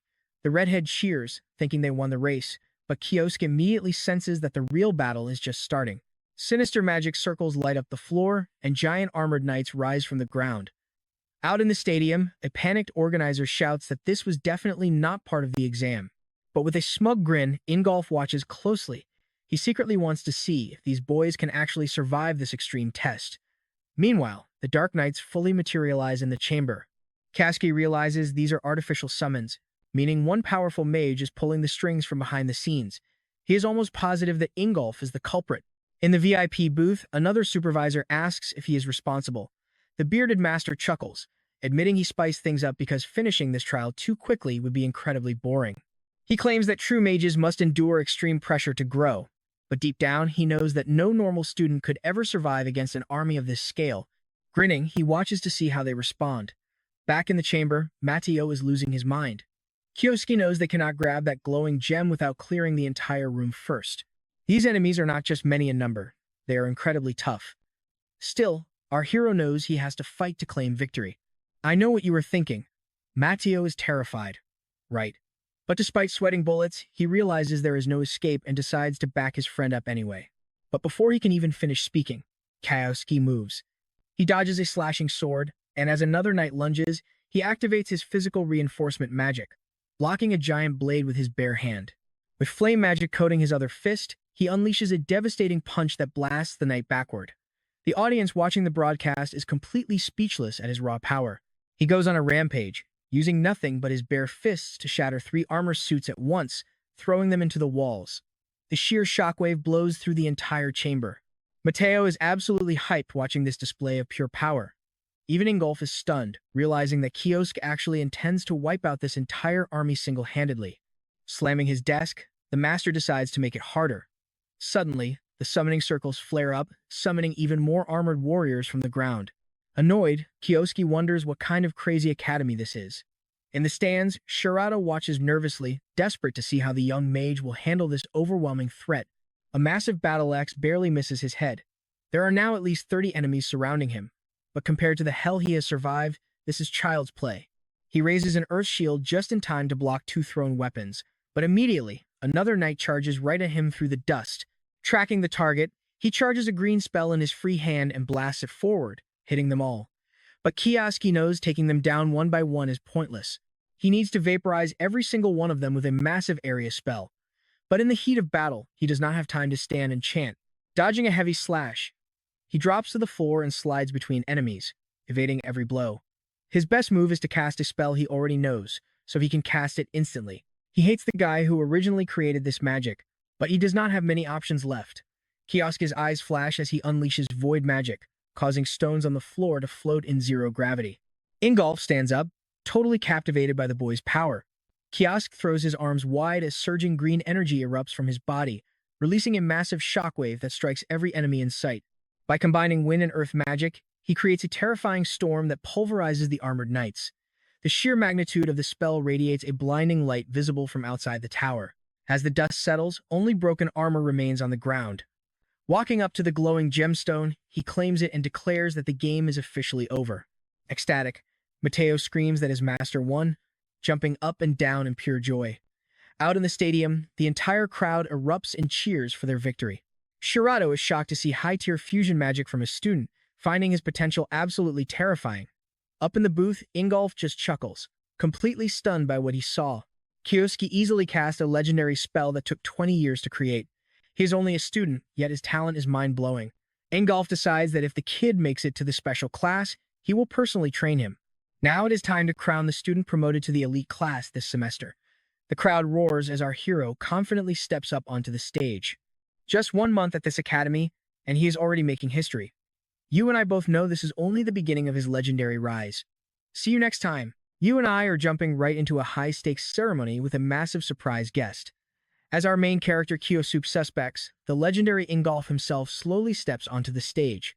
Wearing a cold, serious expression, the powerhouse stares down the students while accepting an envelope. Asai is shocked to see him here in person, deeply curious about his true motives. Smiling, Ingolf mentions how much Kyosuke entertained him during the festival. Keeping a straight face, the boy replies that it was a true honor and accepts the envelope. But then, Ingolf leans in close, whispering an invitation to his estate tonight. From afar, Mateo watches with a sharp gaze, noticing the secret exchange. Instantly, Ingolf waves goodbye to the crowd and departs, leaving Kioski standing there with a heavy mind, highly suspicious of this sudden invitation. Night falls under a starry sky. As Asai arrives at the grand estate, a uniformed guard promptly escorts him inside, saying they have been expecting him. Terrified, Kyosuke wonders if the man knows his real identity as Misato Kyoichiro. He wishes he had more prep time because if his cover is blown, he will have to fight his way out. Walking down the hall, he reaches a massive door guarded by a staff member who swings it open. Kyosuke tenses up, ready for a lethal clash at a moment's notice. But inside, he finds a massive, luxurious banquet waiting for him. Ingolf is casually cutting a steak, calmly telling the boy to sit and enjoy the meal first. This only fuels Kyosuke's anxiety as they eat. Afterwards, Ingolf breaks the silence, praising the boy's incredible combat skills during the festival, especially on that top floor. Now pay close attention to this moment. With a terrifying look, Ingolf demands to know exactly what Kyosuke is hiding. Panic sets in, and our hero starts sweating buckets. Clenching his fist, Kyosuke realizes this is a bluff. If Ingolf actually knew his true identity as Kyoichiro, he would have attacked him already. Ingolf brings up the legendary fusion spell that took Iwako an entire lifetime to master, questioning how a kid could use it. Relieved, Kyosuke smiles, claiming he trained directly under Iwako in Japan. Sipping his tea, Ingolf asks if that is indeed where he mastered it. Asai nods, saying he owes everything to his master. Smiling, Ingolf admits that sounds exactly like Iwako, praising Kyosuke for executing such a difficult technique so flawlessly. But he warns him not to abuse this magic, lest he end up like Misato Kyoichiro, the monster who almost destroyed the world. Kyosuke stays dead silent. Standing up, Ingolf asks if he knows the history from 20 years ago. According to his lies, Kyoichiro drowned in his own power, devising a wicked plan to drag monsters out of dungeons and destroy everyone, including his own allies. Hearing this, Kyosuke's eyes widen in absolute shock. Ingolf continues, saying Kyoichiro wanted to be the world's sole hero, which is why he enacted this evil plot. Luckily, they stopped him just in time. Kyosuke's hands tremble with rage as he listens to these filthy lies, but he forces himself to stay quiet. Internally, Kyosuke is absolutely seething, swearing to make him pay. Turning around, Ingolf states that is exactly why he is warning him not to let his own power consume him. With a remarkably firm voice, Asai replies that power is the weapon needed to truly defeat evil, and he will do whatever it takes to become stronger than anyone. Sensing this intense perseverance, Ingolf's gaze shifts. He notes that just like during the festival, Kyosuke is incredibly interesting, and such a fiery spirit deserves a proper reward. Stepping closer, Ingolf offers to set up a special sparring match for their next joint training. Rising, Asai accepts the challenge, saying it would be an honor. As he leaves the mansion, the night is bustling. Walking away, Kyosuke realizes this is the ultimate opportunity. Now, he just has to wait for the perfect moment to unleash his full power, crush this liar, and settle their 20-year grudge. Soon enough, the day of the special class joint training finally arrives. But here is where things get interesting. While other students are gossiping and feeling jealous about meeting the big boss, they suddenly notice something that stops them dead in their tracks. Kyosuke is sitting on a bench, his eyes burning with pure, unadulterated hatred. Terrified by his aura, a blonde student tells his friend they need to leave immediately. They bolt, while Asai remains, ready to settle the score. Ingolf had promised him a sparring match today. To the legendary warrior, this was likely just a quick lesson for an eager, overconfident student. But for Kyosuke, it is the golden opportunity to crush this man and make him regret his ultimate betrayal from 20 years ago. At last, the training begins. Ingolf enters the arena, pacing slowly while observing the students. Asai glares at him, harboring pure vengeance. Addressing the crowd, Ingolf praises their progress, but notes that observation is also key to learning. To spice things up, he announces a special live demonstration, a sparring match to push their limits. Telling them to relax, he calls out his chosen opponent, Kyosuke, who confidently steps forward. Standing in the crowd, Mateo watched, having skipped his own class just to witness this epic showdown. The mysterious girl from the festival is also in the crowd, observing closely. It looks like her relationship with her master is as strong as ever. Sensing a gaze, Shirato brushes it off, eager to see what Kyosuke will pull off. Facing each other, the stage is set. Ingolf is a powerhouse from the Holy Pentagram in a league far beyond Iwako or Lei. Despite his opponent's terrifying status, Kyosuke is absolutely confident he will crush the bearded master today. Wasting no time, Ingolf makes the first move. He channels pure, explosive energy directly into his fist, launching a devastating strike forward. The sheer impact blasts Kyosuke backward across the arena. The crowd mistakes it for wind magic, but Shirato knows the truth, that a single punch tore the air apart. Wondering if it is body enhancement magic, Kyosuke prepares a massive earth counterattack. A massive, towering boulder erupts from the ground, but Ingolf casually shatters it to pieces with a single, brutal punch. Dusting himself off, Asai asks if that was enhancement magic, feeling like he got hit by a truck. Even with earth defense, he barely blocked that insane, raw physical force. Grabbing his cape, Ingolf tells the boy he is completely mistaken, as he has not even used enhancement magic yet. As Kyosuke narrows his eyes to analyze him, Ingolf unleashes an absurd wave of energy, demonstrating his real enhancement state. Punching the air, he launches a massive, glowing blast of energy straight at the boy. The sheer scale of the power leaves the boy frozen, but he dodges just in time.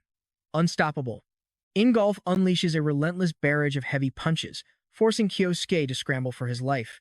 Watching from the side, Mateo is stunned to see his incredibly strong master struggling to evade these relentless blows.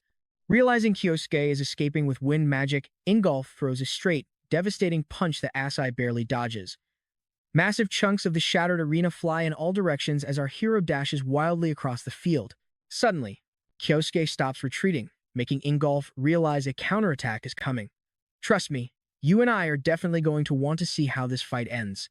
Let's jump into a wild magic clash. Shirato instantly recognizes that glowing eye trick. It's the legendary fusion magic the boy used before. Suddenly, loose stones all over the arena launch right at him. He throws his hands up in a desperate guard. This spell is insanely powerful, forcing the older warrior to struggle just to survive the onslaught. Boom!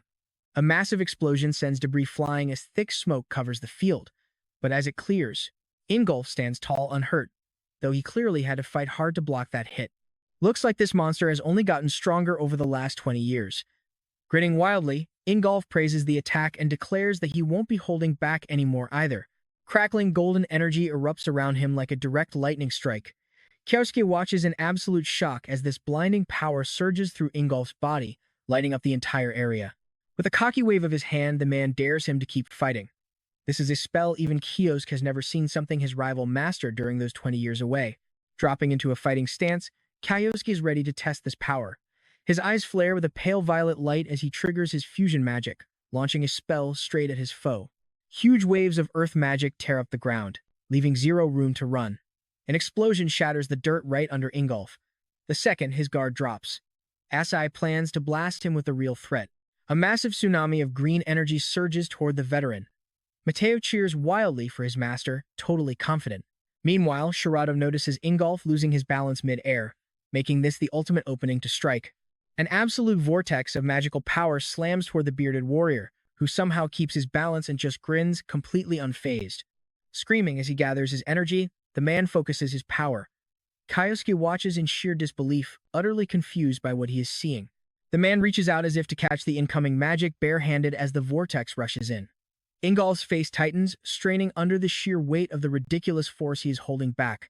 Pay attention here, because as he drops his arms, the magic just washes over him like nothing. The man's sinister grin returns, leaving Kyosuke absolutely stunned that his fusion spell did 0 damage. Shirado is speechless. How could a high-tier spell get completely erased? Ingolf laughs, calling it an impressive shot, but notes it takes way more than that to break his mana armor. That glowing gold aura makes total sense now. It is literal physical armor made of energy. Shrugging off a high-level fusion spell without taking a single scratch proves this defense is absolutely broken. Stepping forward, the warrior explains that this armor is not just defensive. It turns his entire body into a weapon, fusing ultimate offense and ultimate defense into one terrifying package. Suddenly, he lunges at Kyosuke, leaping high into the air for a devastating strike. Kyosuke barely throws himself backward in time as Ingolf's fist completely obliterates the ground below. Mateo is left completely speechless by the destruction. The impact is so intense that sharp debris rains down right at Kyosuke. As the dust clears, both fighters are still on their feet. Ingolf is on a whole different level compared to 20 years ago, and that mana armor is a massive problem. Asai has a counter in mind, but the spell is highly unstable, and he has no idea if he can even pull it off. The warrior asks if his opponent is done fighting, warning that if he does not make a move, he is ending this battle right now. Our main character knows his back is against the wall. Squeezing his fist, he concentrates his energy. Ingolf notices him preparing a spell, but suddenly, the entire air pressure in the room shifts. It feels like time itself freezes around Ingolf. Countless glowing magical particles swirl through the air as Kyosuke extends his arms straight toward his foe. But Ingolf closes the gap instantly, shattering the spell with a single swipe and sending Kyosuke flying back. Just as he thought, the kid has not mastered this technique yet. Panting on the ground, the young hero tries to plan his next move, but Ingolf drops his hand. To everyone's shock, he calls it quits, saying this is more than enough for a simple practice match. Hearing those words, Kyosuke is left trembling from exhaustion. With the teacher calling the match, the onlookers realize training is officially over and start packing up to go about their day. You and I can see the students are impressed. Asai held his ground, even though Ingolf dominated. Mateo runs over to praise his friend, but Kyosuke knows he totally underestimated the teacher. He is simply outclassed for now. To close this gap, he must push his void magic to the absolute limit. Meanwhile, the gossiping students have no clue what kind of insane potential Asai is actually hiding. Walking across the empty battlefield, Ingolf is still thinking about that fight. It has been literal years since he felt a competitive thrill like that. That spar ignited a spark in both warriors. Ingolf knows Asai isn't the type to just give up after a loss. Later in his room, the teacher sips a drink while staring out at the night sky. It has been ages since a fight got his blood pumping like this. Honestly, the young student was way stronger than he ever anticipated. For a brief second, he felt actual, genuine fear. Lost in thought, his mind drifts back to the last time he felt that cold shiver. Years ago, when he was kneeling before another man, he remembers asking if that spell had been hidden the entire time. The long-haired warrior just smiled, saying you always need a wild card for the end. That kid never changed, always shattering expectations. Dusting himself off, Ingolf stood up and challenged his rival, Kyouro, to another round. Back in reality, he laughs off the nostalgia, knowing the past can never be rewritten. But he desperately missed the thrill of fighting someone on his level, which makes Kyosuke's sudden arrival an absolute blessing. For now, the teacher wants to see exactly how far this kid can go. Meanwhile, deep in a forest, Kyosuke finds a familiar path. He must get stronger to face his teacher again.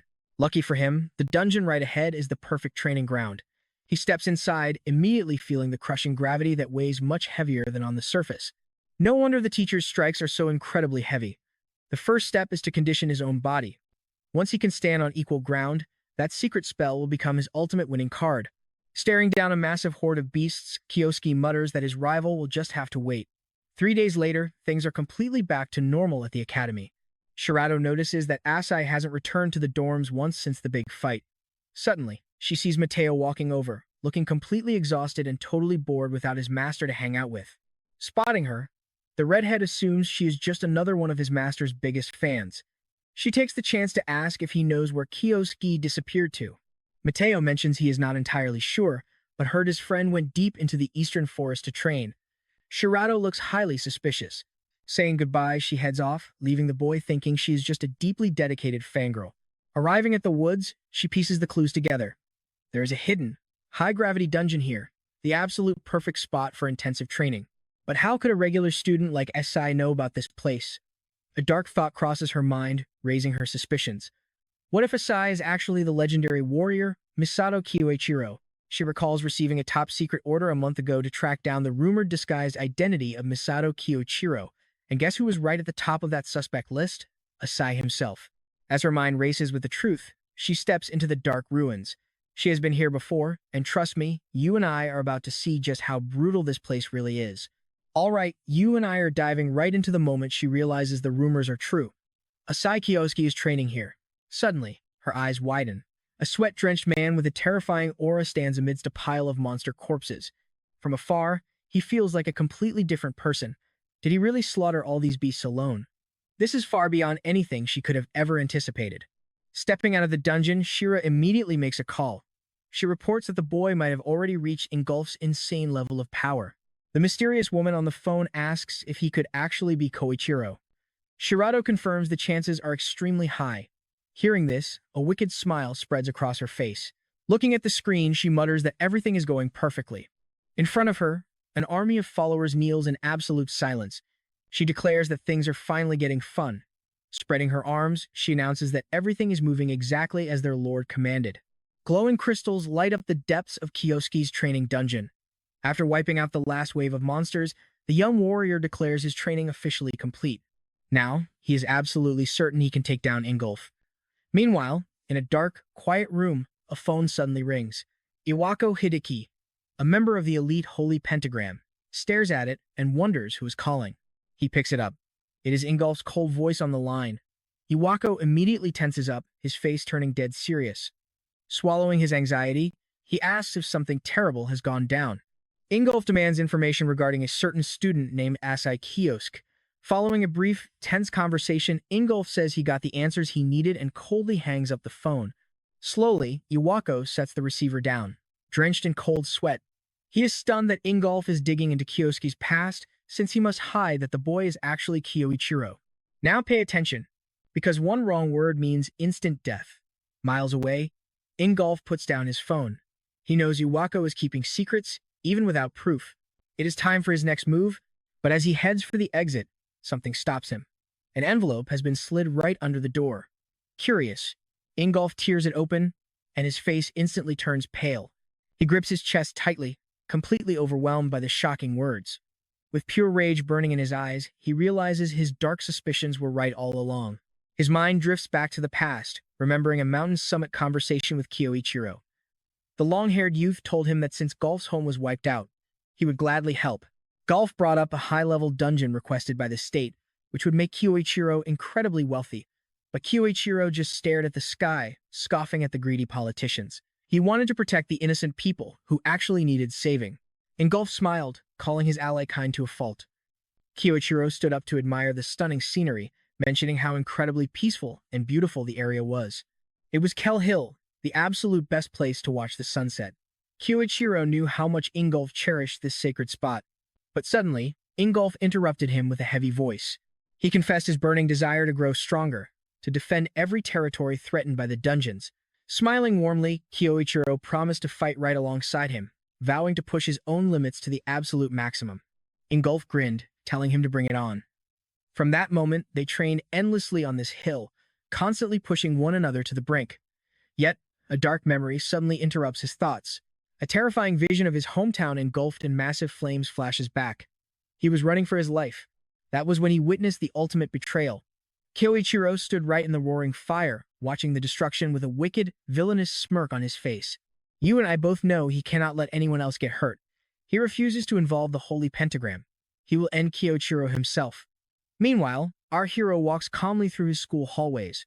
The official training exam is just 1 week away, marking his ultimate rematch with Ingolf. Suddenly, a familiar voice calls out, "It is Mateo," running up with pure excitement to welcome his buddy back. He is in a rush because the headmaster trusted him to deliver an important message. Mateo hands it over, and though Kyosuke is confused by the sealed envelope, he quickly tears it open. The words inside leave him completely frozen in shock. As Mateo tries to sneak a peek, Kiosk swiftly hides the paper, turning away and claiming it is absolutely nothing. This suspicious behavior leaves his red-haired friend deeply concerned. Nearby, lurking behind the pillars, Shirato secretly watches them, plotting her next move. Out in a vast green field, Gulf waits patiently. As Kioski draws near, the veteran warrior senses his arrival. Meeting on the legendary Kel Hill, the truth is finally out. Gulf knows the shocking secret. This kid is actually Misato Kiyochiro. Completely unbothered that his secret cover is blown, the young man asks why they are here. Gulf faces his former ally, asking if it is not obvious as powerful energy surges around him. Dropping into a deadly fighting stance, he vows to erase Kiyochiro from existence. Channeling destructive mana into his own hands, the youth retorts that the feeling is mutual and he will drag him to hell first. But before their weapons clash, Kiosk stops him. He demands to know exactly how his identity was exposed. The scarred warrior scoffs, saying a dead man has no use for answers, but he will tell him anyway. This is not about the holy pentagram. This is a deeply personal blood feud, which is exactly why they are here. Ingolf swears he will not hesitate this time. He will never forgive Kiyochiro for the horrific sins of his past. Flashing a cold, sarcastic smile, Kyosuke replies they are in perfect agreement. The two rivals square off as their oppressive pressure explodes. We know from their last clash that Ingolf's legendary man armor is completely impenetrable to physical and magical strikes. Because of this, victory seems entirely impossible for his opponent. Ingolf lunges forward, throwing a devastating punch while unleashing a barrage of spells with every single blow. As deadly energy closes in on our hero, the confident veteran wonders what he will do. Last time, the boy could do nothing but desperately dodge. If that is still his only option, a single shockwave will end this. But to his absolute shock, Kioski rushes straight ahead. He charges forward with unshakable determination, leaving his opponent completely stunned. The young warrior charges at blinding speed, gathering massive emerald wind magic in his palms. He unleashes a massive, roaring tornado with one hand while charging explosive fire in the other. Their fists collide in a deafening, thunderous explosion, blasting both fighters backward from the sheer impact. Kios struggles to regain his footing, realizing that the barrier is indeed as solid as a mountain. Not only did it brush off his dual elements, but Golf's raw power has actually increased. Meanwhile, Ingolf senses the dramatic change in the kid's strength. He has been training hard, but there is more. Kyosuke is actively replicating his signature mana armor, fueling his rage at such a pathetic imitation. Ingolf mocks him, claiming he has exposed his secret. This so-called void magic is nothing but a cheap trick to copy spells. But a fake can never beat the real thing, and those childish tricks will never bypass his defense.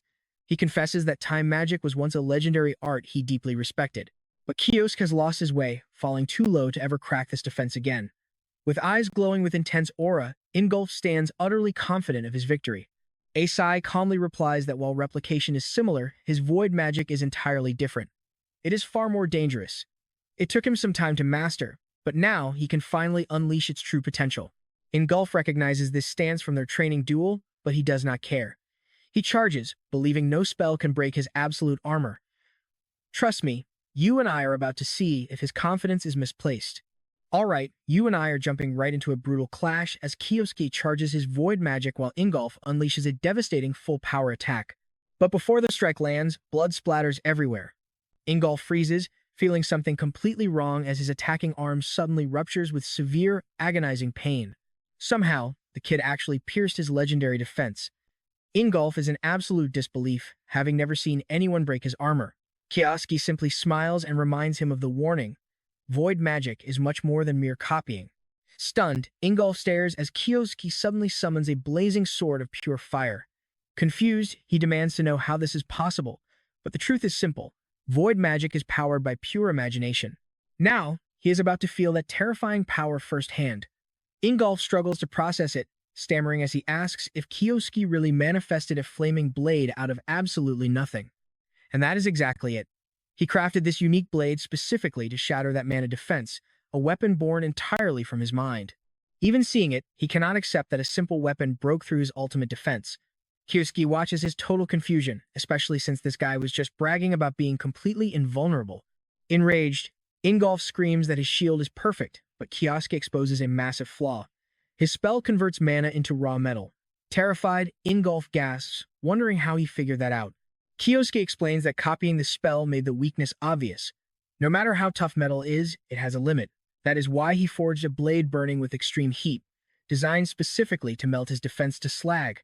Stunned, Ingolf recalls blocking countless fire spells before, leaving him wondering just how hot this insane sword actually is.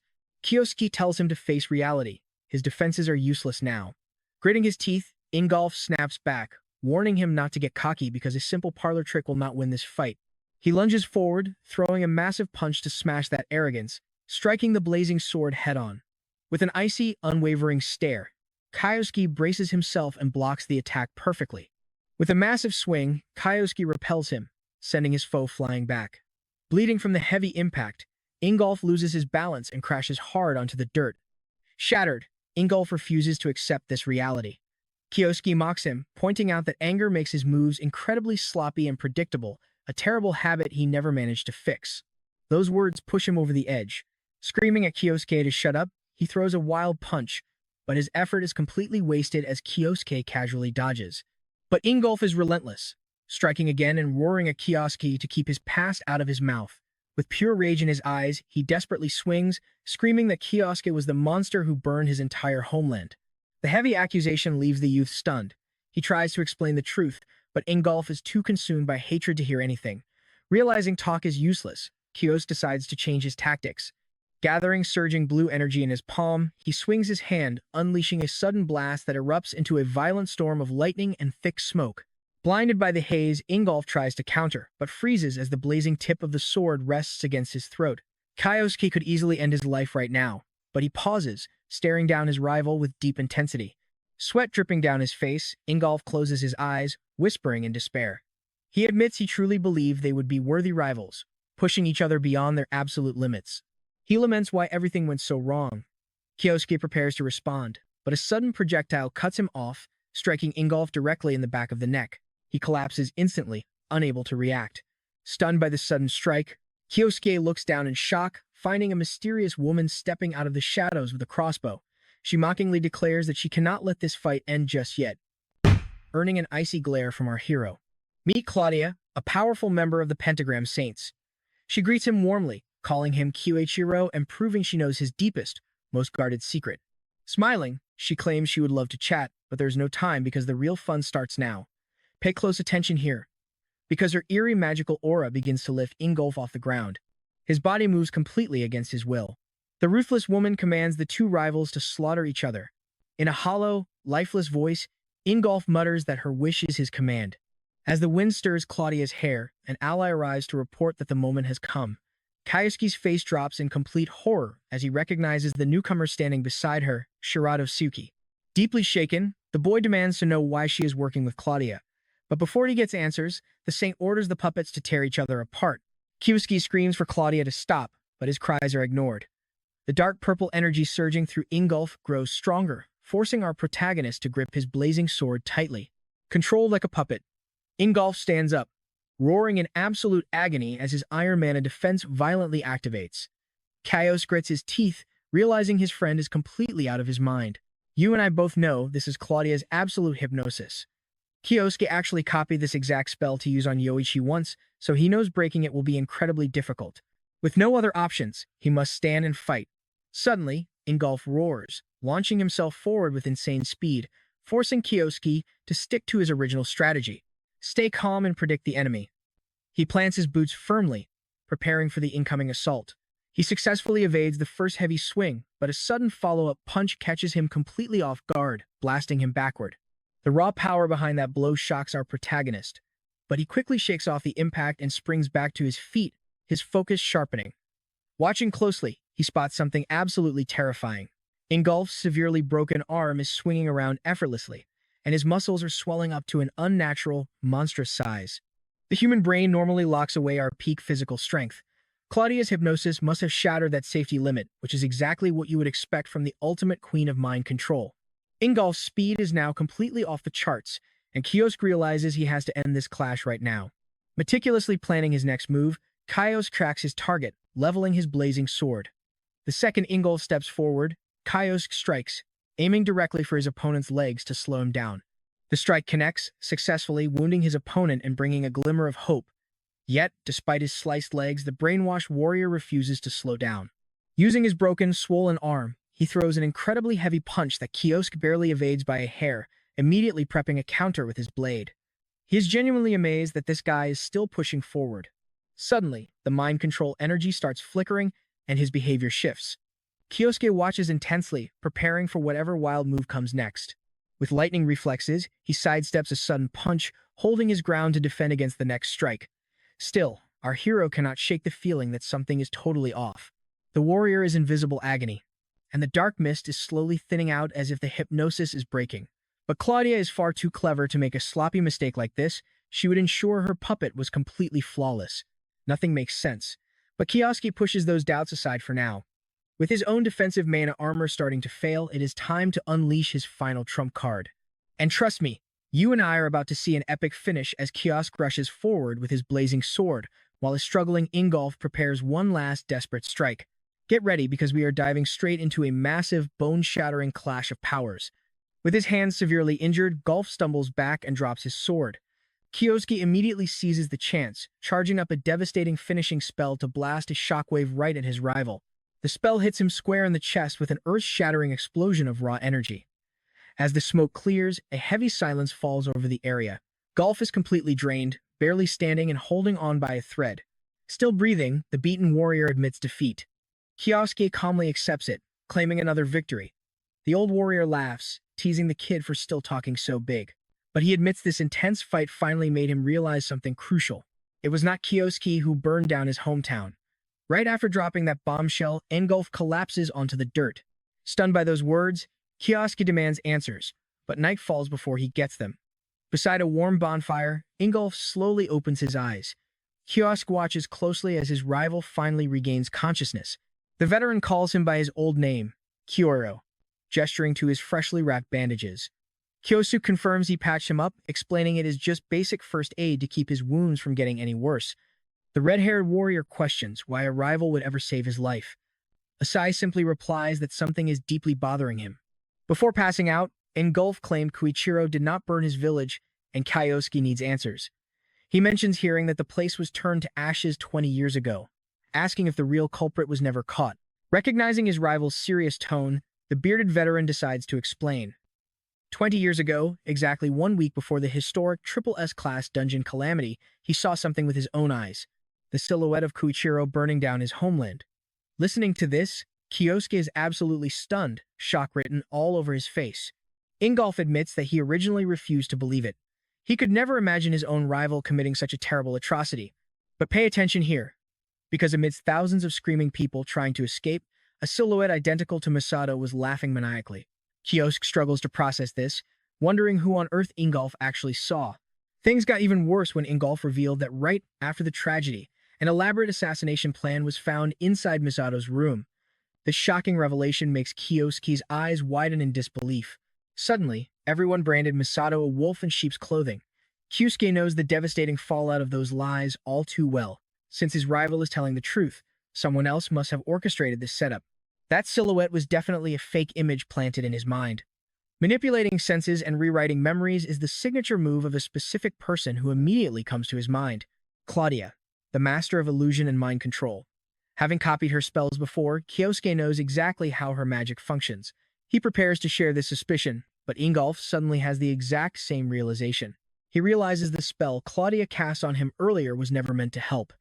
If she could hypnotize him to fight to the death, framing someone and hiding the truth would be incredibly easy for her. Looking at his old friend, he finally connects the dots.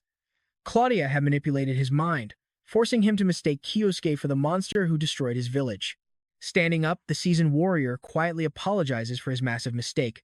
He feels terrible for falsely accusing Koichiro and carrying this hatred for so long. Kiosuke watches silently, genuinely moved by his friend's sincerity. But Ingolf continues, declaring that because he doubted his brother in arms, he must face the consequences. Pulling a sharp dagger from his pocket, he hands it over, begging his friend to end his life right here. He wants to be buried on this very spot, believing it is his deserved punishment. Kioski stands in silence, studying his broken rival. Then, with absolute conviction in his voice, he tells Ingolf to look out over the scenic hills, asking if this view doesn't remind him of their old training days. Deeply moved, the old warrior looks at his comrade. They were true brothers in arms, and a bond like theirs cannot be broken. The snake who tried to destroy it does not deserve to walk free. After all, they now share a common enemy. Kioski extends his hand, inviting him to join the hunt. This gesture completely catches Golf off guard, but holding on to petty grudges was never his style. You and I both love a good redemption arc, right? The red-haired warrior smiles and clasps his hand. For a split second, it is like stepping 20 years back in time to when they were true allies, ready to take on the world. Later on, as the campfire dies down to mere embers, they make a firm decision to head straight toward the Mediterranean. Reportedly, Claudia has built an entire city for her devoted followers there, serving as her main fortress. Ingolf begins to propose a plan, but Kios quickly cuts him off. He explains that Claudia definitely believes one of them perished in their duel, and they can use this blind spot to their advantage. She thought taking out one powerhouse was enough. It is time to prove her dead wrong. For Asai, moving in the shadows is much easier if she thinks he is gone. So, Ingolf must return to his daily duties as a holy pentagram. Since Nathaniel's suspicious movements are also a mystery, Kiosk admits he is relying heavily on his friend's inside strategy. Golf firmly promises he will not let him down. Suddenly, something catches Kiosk's eye, making him look up. A lot has happened, but the path forward is crystal clear. He will make Claudia deeply regret her treachery and pay for everything. Reaching the scenic coast, a seagull glides over the deep blue water. Leaning against the ship's railing, our hero startles the bird as he quietly reflects on the chaotic events in Germany. Mateo's bittersweet goodbye and the wild turnaround with Ingolf are still fresh in his mind. He never expected things to go this smoothly, but there is no time to get emotional. His perilous journey now leads him directly to the sun-drenched islands of the Mediterranean. The ultimate target is the exact island where Claudia has assembled her cult and constructed her city. Even though it seems like an obvious trap, this is her most likely hiding spot. Since the entire island is packed with fanatics, sneaking in as a devoted believer is the best play. To pull this off, he will need to rely on his void magic. Asai casts a stealth spell to hide his heavy presence. It is not flawless, but it gets the job done. Suddenly, a wealthy man smoking a cigar approaches, asking if he is also traveling to worship Borgasm. Kyosug realizes this must be the name of Claudia's twisted cult and nods in agreement. The traveler expresses deep admiration for finding such intense devotion in someone so young. He reveals his dream of getting a private meeting with Claudia. He even brought a massive cash offering, since only the elite ranks are allowed to see her. He listens intently, noting how this cult strictly ranks its members. Suddenly, an announcement blares over the ship's loudspeaker, warning everyone that they are docking and should prepare to step ashore. But when the wealthy traveler turns around to continue their chat, the boy has completely vanished into thin air. The traveler is left scratching his head, unable to recall the face of the kid he was just talking to. This confirms that Kioski's illusion worked perfectly. At long last, it is time to settle a 20-year-old score with Claudia. The grand city is filled with beautiful, ancient brick architecture. Taking in the view, Kioski is left completely speechless, while tourists all around him immediately pull out their phones to take photos. Right at the center, a colossal tower pierces the clouds. It is so ridiculously tall that you cannot even see the top, easily dwarfing any modern skyscraper in existence. Whispers say a whole hidden city lies inside this tower. Knowing 20 years ago she only had a small monastery here, you and I can see how dangerous Claudia has truly become. All right, you and I are getting into a world where she built a massive metropolis. A tower this huge means countless followers, perfect for slipping in unnoticed. Security looks tight, but that is nothing to a guy with a void spell. He walks right through the metal detectors without raising a single alarm. Our protagonist gets accepted as a first-rank Borganist and snatches his credentials. In this place, your rank determines your floor. Being rank 1 means he is stuck at the bottom. If he wants to climb higher, he will have to pass some brutal tests. If Kios can somehow reach the 7th rank, he gets a meeting with Miss Claudia herself. With his goal set, the protagonist passes through the giant gates. Inside, the grand corridors stretch out endlessly. Kyoshi smiles, knowing his fake identity worked and his memory spell wiped the guards clean. But suddenly, he freezes in his tracks. Peering through the window, he sees the massive city of the faithful. Crossing a high bridge between two towers, he is surrounded by towering monuments and colossal statues. It is hard to believe an entire kingdom fits inside a single tower. Asai cuts through a narrow alley onto the main street, when something strange suddenly catches his eye. Guards are blocking a man's path. Wait, it is that mustached guy from the ship. He looks absolutely furious, but the guards refuse to budge, telling him rank 1 trash cannot pass. But the guy shoves past them, shouting that he must see Claudia at all costs. He runs, but a dark energy binds his feet, turning into a massive bolt of lightning that blasts him to the ground. The poor fool collapses, completely knocked out, while the guards just shrug it off like they had absolutely no other choice. Seeing this, Kiosk realizes that brute force is a one-way ticket to failure here. Claudia is likely at the absolute top, which means you must play their game, rank up, and beat their challenges. Now watch this, our hero decides to climb this crazy cult's hierarchy right from the absolute bottom. Deep within a high tower, a servant bows before Father Samoa, handing over the list of new recruits for the day's trials. The priest sighs, calling them nothing but weak little lambs, and prepares himself to weed them out once again. Taking a breather on a park bench, our main character thinks about how easy getting in was. Now, he just needs to smash whatever test they throw at the rookies and rank up. Out of nowhere, a white dove lands near him with a letter tied to its leg. The message commands the newest believers to report straight to the North Mansion on the first floor. With a cocky grin, the young man realizes his first trial has officially begun. Hyped up, he heads over, fully confident he will crush it. At the sight, a crowd of fresh-faced believers is already waiting. Father Samoa introduces himself as the high priest overseeing the new recruits, announcing he wants to hear exactly what brought each of them to this grand tower. First up is a nervous-looking girl with short hair. Quietly, she explains that she came here wishing to meet Lady Claudia because a mysterious plague is ravaging her village and her grandmother is bedridden. Kyosuke watches her silently, thinking that risking everything for her family and village is incredibly brave. But the other recruits immediately start laughing, mocking her filthy clothes and the fact that a peasant like her expects to reach the peak. Samoa cuts them off, asking the bullies what is so funny and if they do not want to see Claudia too. Red-faced, they quickly apologize. The priest then warns them that while everyone dreams of reaching the master, climbing this tower is absolute hell. He drops 2 numbers on them: 1 year and 99%.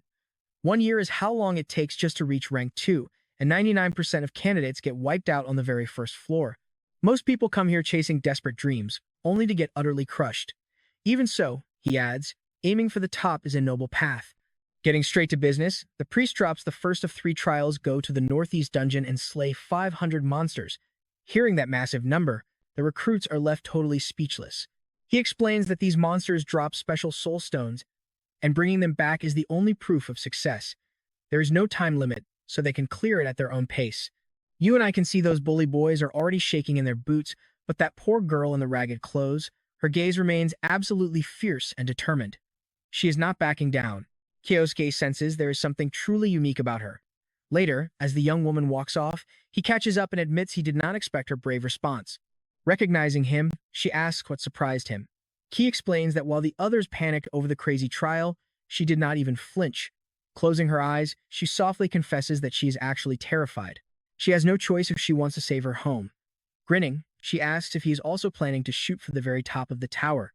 Kyosuke senses there is a deeper story behind this girl, but dwelling on it now is pointless. Soon, a quiet, heavy night falls over the massive tower. In another room, that mustached guy from earlier is practically glowing, holding a rank 2 necklace and thanking Samoa. The priest smugly tells him to accept it as divine favor. Whistling happily, the man walks away with a briefcase tucked under his arm. Left alone with a fresh glass of wine, Samoa smirks at his own genius. He makes the official tests impossible so that desperate believers are forced to pay massive bribes just to rank up. The northeast dungeon is crawling with high-level monsters, making the trial a suicide mission for the weak. Those without bribe money can only watch their dreams shatter into pieces. Amused by his own cruelty, the priest bursts into a wicked, cackling laugh. Meanwhile, our hero climbs up high to check out the view and catches the sound of his evil laugh. It is the textbook laugh of a corrupt villain exploiting people for every single cent. He realizes that while innocent followers come here with genuine faith, the high priests are just blood-sucking parasites. The next day, Samoa is in his private office signing paperwork when a sudden, sharp knock echoes at the door. He calls out to enter, and Kyosuke walks in, casually apologizing for the intrusion. To make a long story short, he declares the trial finished and drops a heavily loaded pouch onto the desk. Inside is a mountain of purple monster stones. Samoa's jaw literally drops in pure shock. Stunned by the impossible sight, he tries to act casual, congratulating the boy on his incredible speed. With a sharp grin, Ki calls out the priest and suggests he close the windows unless he wants the entire tower hearing his dirty secrets. The warning leaves the priest visibly shaken. Samoa panics, wondering exactly how much this kid overheard last night. With trembling hands, his fear instantly morphs into rage. Watching the purple stones scatter, he vows not to let some rookie mess with his territory. With eyes full of pure hatred, Samoa swears this very city will become the boy's grave. Later that night, high up in his grand castle tower, the restless priest is consumed by dark thoughts. Kiyosuke showing up just to call him out was the ultimate insult. Maybe the kid was trying to play the hero, but to Samoa, there was nothing more pathetic than a self-righteous rookie. Flashing a wicked, sarcastic smile, the priest gets a brilliant idea. He will design a special second trial just for that arrogant little brat. Nearby in the disciples' dormitory, our hero gazes thoughtfully out the window. Slipping on his coat, he notes that Samoa has surprisingly not made a move against him yet. Suddenly, a pigeon lands on his sill with a letter. It is the second trial, and trust me, you and I are going to want to see what happens next. All right, you and I are about to watch our hero outsmart a corrupt priest trying to eliminate him on a fake mission. To Samoa, this was the ultimate 2-for-1 deal, testing a new disciple while quietly getting rid of an absolute thorn in his side. According to the scroll, his actual task was simply to slay a dungeon boss. Even though it was an obvious trap, Kiyosuke did not hesitate and leapt straight into the challenge. Before long, he reached the volcanic lava caverns located on the southern island of Borju. Stepping inside, the young warrior instantly felt the overwhelming heat. It was obvious Samoa wanted him dead for uncovering his dirty secrets, meaning this high-level dungeon was going to be an absolute nightmare. But our hero knew the corrupt priest probably had a backup plan, so he needed to stay one step ahead. While formulating his strategy, a massive blast suddenly shook the lava pools, and within seconds, dangerous monsters emerged from the flames. They were high-level flaming dinosaurs that hunted in deadly packs, exactly what you would expect from such a brutal zone. Luckily, Kaios came fully prepared. With a quick gesture, he triggered his void magic, launching razor-sharp icicles that impaled the fiery beasts. His intense training for the battle against Ingolf was finally showing its real results. Clearing the first wave, the young man pressed deeper into the cavern. However, he quickly sensed a shadow trailing him, a mysterious, hooded figure lurking in the dark to avoid detection. Meanwhile, deep inside the temple, an ally was discussing the troublesome disciple with Samoa. Feeling pressured, the guest suggested that if the kid cleared the trial in a single day, he might actually beat the boss. But the priest sneered at the idea, completely confident because not even their elite, high-ranking disciples had ever achieved such a ridiculous feat. Besides, Samoa had already hired a ruthless assassin to ensure the boy never walked out alive, leaving his partner stunned. Back in the dungeon, however, that very same assassin stood frozen in absolute disbelief as Kiyosuke effortlessly vaporized the boss in a split second. Now, watch closely because this stealthy killer thought he still had the upper hand, creeping closer to strike our hero from behind while thinking that raw power means nothing against a perfect ambush. The assassin raised his blade, ready for a lethal strike, but suddenly collapsed face first onto the rocky ground. Frantically trying to move, he realized with horror that his legs were entirely encased in solid ice. Struggling to break free, the killer was utterly confused about how the boy detected him.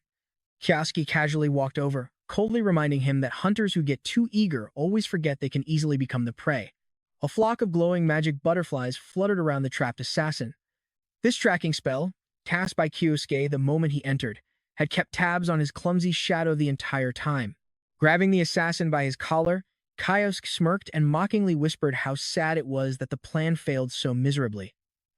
A bit later, back at the temple, Samoa received a mysterious wooden crate. Inside was a bloody, severed hand. Shaken, he stared at the gruesome delivery just as our troublesome disciple walked right through the door. Very much alive, the boy casually noted how surprisingly tough the dungeon boss was. He added that, strangely enough, some random masked thug tried to murder him, clearly acting on someone else's payroll. With a mocking grin, Kiyosuke wondered aloud who could possibly want him dead. He then turned around, leaving the room while casually mentioning how excited he was for the upcoming third test. The priest was totally baffled as to why the kid did not report the murder attempt, but a comforting theory crossed his mind. The boy likely lacked solid proof or feared that whining about it would damage his standing. If so, Samoa resolved to end him personally. He believed that no matter how strong this brat truly was, the magical ring gifted to him by Claudia would easily vaporize the kid from existence. That night, two young disciples strolled down the quiet street. One of them sighed over failing his goals again, grumbling about how brutal life had become ever since Samoa took over as head priest. His blonde companion agreed, muttering that, although he fled his homeland, reaching the second rank seemed impossible now. Overhearing their sad conversation from the shadows, Kyosuke's eyes narrowed with a sudden realization. Nearby, two guards stood watch at an entrance, looking incredibly bored. Suddenly, the protagonist walked up with an innocent smile, politely asking if they had a moment to answer a quick question. After a quick chat, Kyosuke thanked them and walked away. He left the guards deeply unsettled, as the young disciple had asked very specific questions about the exact date of the next high-ranking inspection. Now you and I can see the final trap being set when a white dove lands on his window, carrying details for the first layer's final trial. Highly confident, Kyosuke knew that scheduling the exam on the inspection day only proved Samoa was desperate. Stepping outside, he unleashed his void magic, summoning a flock of conjured doves that startled the citizens as they took flight. Every single bird carried a small note. As the papers fluttered down, curious townspeople began reading them, and even a young girl dressed in simple, worn-out clothes received one of the mysterious letters. One of the birds soared toward a white-haired traveler walking through the crowded streets, dropping a note right into their hands. Having launched his master plan, Kyosuke felt completely satisfied that everything was moving exactly as intended. The hour had finally arrived for the corrupt priest to pay for treating his loyal followers like absolute garbage. Shortly after, inside the massive Colosseum, our hero and the villain stared each other down. Glaring at the young man, Samoa asked if he was prepared for his final exam. Kyosuke smirked, replying that he was ready and deeply honored that the head priest decided to oversee it in person.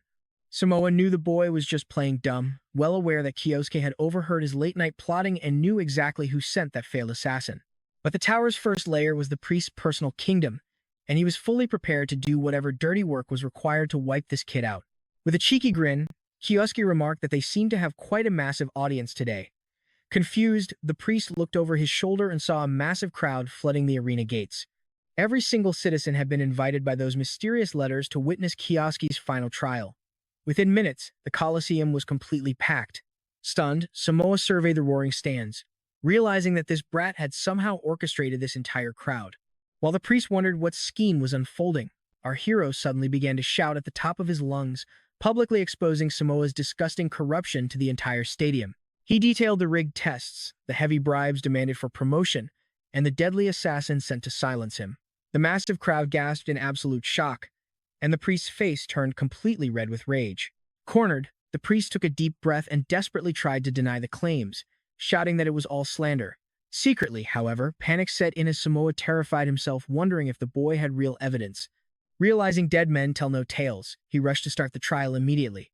The priest summoned a horde of terrifying, monstrous beasts to rip Kyosuke apart, showcasing a spectacular display of high-level conjuring. With a crazed glint in his eyes, Samoa mockingly promised that if the boy survived, he would be promoted to the second layer.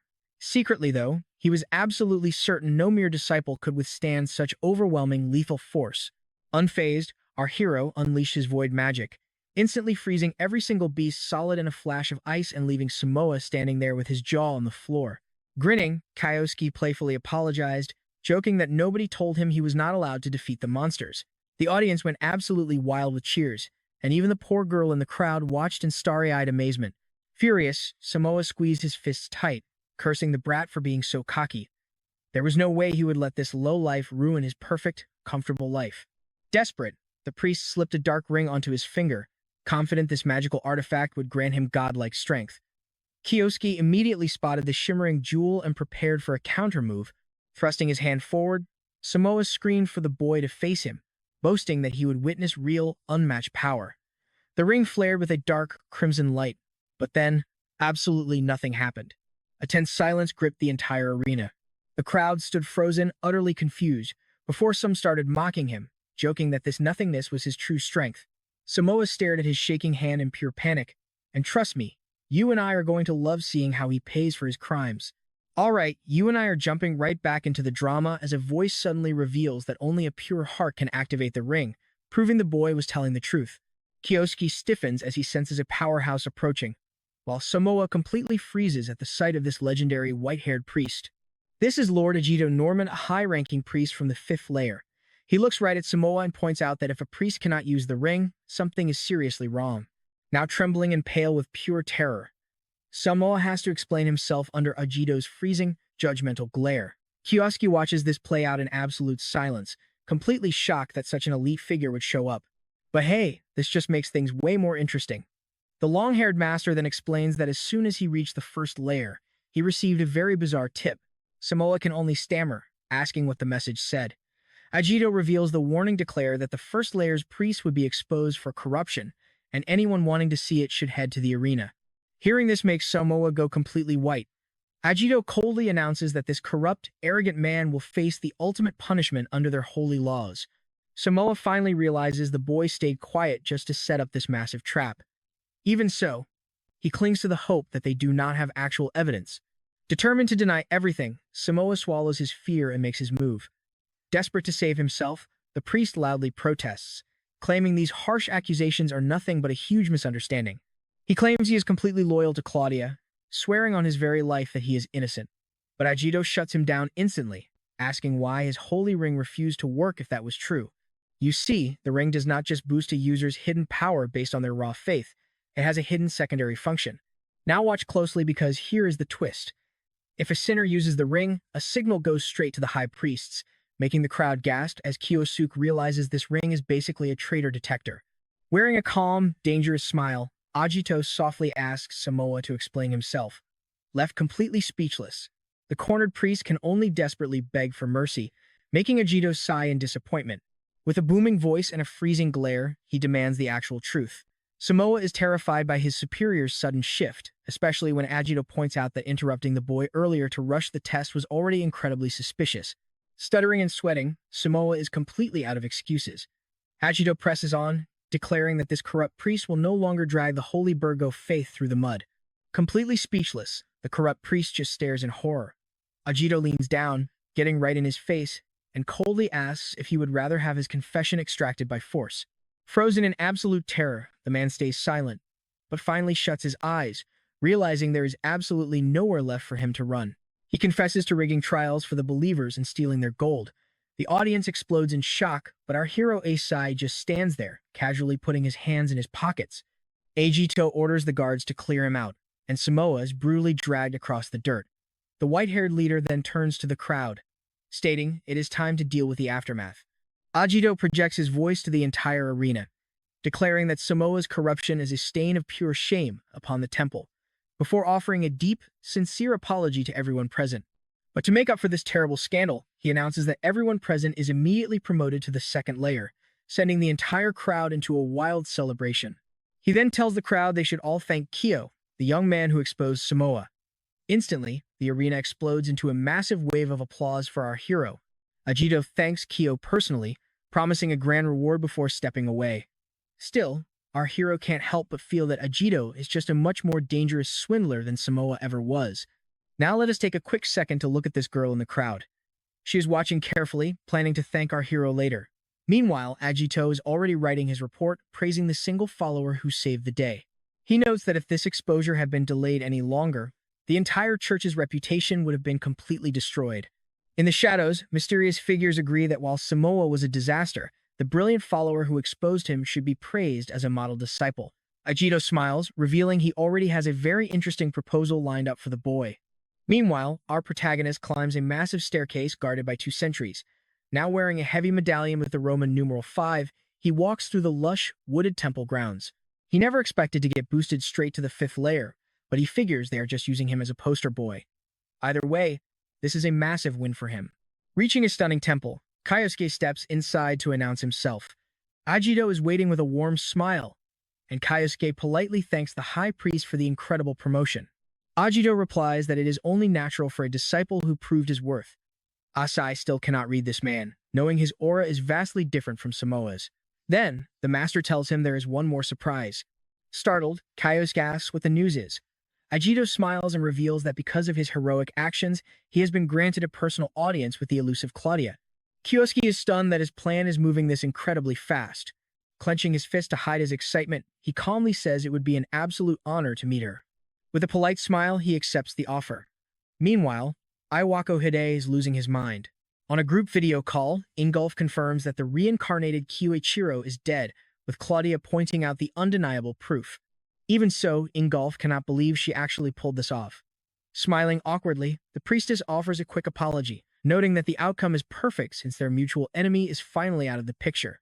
Deep down, though, Ingolf is absolutely furious with Claudia, knowing full well she is the monster who burned his entire hometown to ashes. As they speak, Nathaniel watches the group with narrow, suspicious eyes. Iwako, still reeling from the news of Kyoichiro's death, falls to his knees, realizing all his massive problems are suddenly solved. Claudia declares that all their roadblocks are gone, telling Nathaniel they must prepare to discuss the upcoming divine gift ceremony very soon. Ingolf watches her closely, highly suspicious of this ceremony. Nathaniel agrees that since it is crucial, they will discuss the details next time. Once the call ends, Ingolf immediately contacts Kiyosuke to pass on the warnings. He worries if it is safe for the young man to stay under cover, warning that Claudia might see right through his recognition, blocking magic at any moment. Amused, Kiyosuke chuckles, asking if his rival is actually worried about him. He tells him to relax, explaining he has been fine-tuning his magic ever since his time in Germany. Ingolf urges him to stay sharp, convinced that Nathaniel and Claudia are scheming, especially regarding that strange ceremony. Asai promises to stay on guard and hangs up, now highly suspicious of Claudia's motives. Meanwhile, deep inside the Tower of the Faithful, Kowski finally steps foot into the temple on the seventh and final layer. According to Ajito, he has 3 days before his meeting with Claudia, so he must use this time to dig up some answers. Suddenly, he senses a familiar aura, realizing she just saved him a lot of searching. Peeking from behind a massive pillar is Shirato Yuki. Whispering quietly, she warns him that he is drawing way too much attention and tells him to follow her up into an isolated tower. Cutting straight to the chase, Kiyosuke asks if she was behind the hypnosis spell cast on Ingolf. Shirad's face completely changes. Trust me, you and I are going to have to wait and see how he explains his theory. Alright, you and I are about to unravel a massive mystery. The spell on Ingolf was incomplete, and Claudia never messes up. That means Shirato interfered, which makes zero sense because she is on Claudia's side. The young woman answers with sorrow filling her eyes, saying she refuses to let Kyoichiro die again. This raw grief only makes Asai more curious about her past. She raises her arm, and our hero gasps. A mark glowing like a bright flame burns on her skin, a symbol that triggers a distant, painful memory. 20 years ago, a little girl was cornered by monsters. She awakened her power but lost control, going totally berserk. By twist of fate, she shared his exact time magic. But unleashing that much raw energy took a devastating toll on her young, fragile body. To save her life, Kyoichiro chose to absorb that chaotic energy himself. Holding her close, he realized she had barely survived the ordeal, leaving a permanent red scar shaped like a crest on her arm. So, Shirato was that very child. She explains that after waking up, she was branded a traitor who betrayed her allies just as Kyoichiro was falsely blamed for the tragic dungeon disaster. But deep down, she knew her hero was innocent. To find the truth, she decided to infiltrate the enemy, getting close to Claudia herself. Shirato played the part for 10 long years until she finally earned the priestess's trust. Only then did Claudia reveal her true, dark secrets. Later on, after the clash with Rei Ruaki, she was ordered to track down the reincarnated Kyoichiro. She managed to contact Asahi Karin. The moment Karen described his personality, it all clicked. Shirato knew this was her savior. He was identical to the Kyoichiro she had always loved and respected. She confesses she only survived because of him, thanking him with all her heart. With a gentle smile, Asai asks if that is everything. For 20 years, that little girl believed in him, viewing him as her ultimate savior. Now pay attention here, Shirato can actually see the worst possible future, and only he can change it. Holding her hand over her heart, she begs him to lend his legendary strength so they can stop Claudia's divine gift ceremony together. Kazuki, stunned, asks if she truly witnessed the future. Looking stunned, he begins to piece the puzzle together. The girl reveals she used advanced time magic to leap back from a dark timeline where Claudia completely dominates the entire world. If nothing changes, the world faces absolute ruin. To rewrite fate, she desperately needs Kyoichiro's help. Sweating, he mutters the chilling reality of a world under Claudia's heel. In that bleak future, even Asai is killed, leaving Shirato utterly broken. But right as our hero draws his final breath, something unbelievable happens. He uses his void magic to trigger a regression ability, begging Shirato to change this tragic end. Armed with the second chance, Shiva is the root of all this doom. Shirato confirms it, explaining that monsters called calamity beasts will slaughter thousands of innocent people. Kyosuke's eyes widen at the name of those monsters. 20 years ago, an unstoppable force ravaged the land until they finally sealed it deep in a dungeon. That absolute nightmare was a calamity beast. Controlling those legendary beasts allowed Claudia to restructure the entire world. She crushed anyone who dared to stand in her way, sparing only those who bowed down to her. Our hero finally sees the priestess's true colors. She was supposed to be humanity's savior, yet here she is. He asks if she has completely thrown away her saintly mask. Shirato nods, but right then, a sudden movement catches Isai's eye. A figure descends from the top of the bell tower, staring directly into Kyosuke's eyes as they step forward. It is the same humbly dressed girl from before. Shirato explains she recruited Isha early on to spy and manage secrets, both inside and outside this massive tower. You might be thinking she just wanted to save her family, but trust me, that was a lie. In reality, Claudia slaughtered her family and wiped out her entire village. This gigantic tower was built right on top of Isha's ruined home. The priestess transformed the sacred land into a gathering ground for her cult, taking away everyone precious to the poor girl. She can never forgive the monster who stole her life. If Claudia isn't stopped, a tragedy of this scale will sweep across the rest of the world. The priestess doesn't care about the millions of lives she will ruin. Now, Isha begs Kyosuke for his aid to stop this monster. The battle lines have finally been drawn. Kyosuke agrees that Claudia's scheme must be crushed. But even more, he shares Isha's burning rage. He will never forgive that woman. The two girls look up, proud to have him as their ally. But he needs to know one crucial detail if they kill Claudia. Does the ritual stop? Shirato explains that unfortunately, it won't. She plans to trigger it using mana stolen from her followers. Once that stolen energy is released, the summoning triggers even if Claudia lies dead. Kyosuke expected as much. If it were that easy, his future self would have succeeded long ago. But there is hope. Claudia is amplifying her magic with a hidden object. Destroying it is their only key to victory. Through 4 brutal, failed timelines, this is the only real clue she managed to uncover. The amplifying object is hidden at the cathedral's peak, but it is protected by a nearly impenetrable barrier. Their biggest advantage right now? He has already reached the 7th floor and has an official meeting scheduled with Claudia herself. If he can distract her during their talk, Shirato and Isha can shatter the artifact while her focus is split. But here's the catch. The room will be crawling with elite priests and guards, meaning they must operate completely in the shadows. Even worse, Shirato's time travel power is fading fast, and each jump back gets shorter and shorter. She barely made it back to the moment before they met. This is literally their final attempt. There are no more do-overs. If they fail, the world falls into eternal darkness under Claudia's rule, but our hero is determined to crush her plans, no matter the cost. He refuses to let her win again. This is humanity's absolute last stand. Failure means stepping into a future of pure despair. That is why he is ready to risk everything to bring her down. Under the cover of night, a thick fog rolls over the tower as 3 shadows slip past guards. They descend a hidden staircase, arriving safely at Shirato's underground base. The hideout is packed with files and valuable intelligence gathered across countless loops. To start, Shirato breaks down what she witnessed during her 4 previous runs. In that very first loop, she discovered Claudia's true goal to summon the legendary calamity beasts. It was during that doomed run that Kyoichiro passed on his time turning magic to her. In the second run, she tried to assassinate the priestess directly. She caught Claudia off guard and dealt a fatal blow, but things did not go as planned. With her dying breath, Claudia lunged forward. Her mana went completely wild, and the calamity beasts still spawned, proving her death alone would not stop the ritual. During the 3rd loop, she could not even locate the amplifying artifact. By the 4th, she tracked it down but ran out of time before figuring out how to shatter it, leaving her helpless once again. But trust me, you and I are going to see a different ending this time. She looks at her new allies with hope, knowing her past failures led her straight to them. You and I are jumping right into a wild plan where every move counts.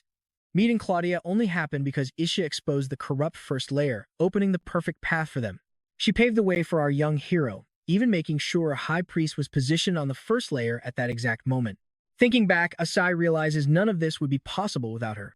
Thanks to his companions, their impossible plan actually succeeded in the end. Shirato Sayuki sacrificed everything to set this stage, enduring far more hidden pain and despair than she ever let on to her friends. In the first timeline, the protagonist tasked her with stopping future despair, and she took that mission to heart.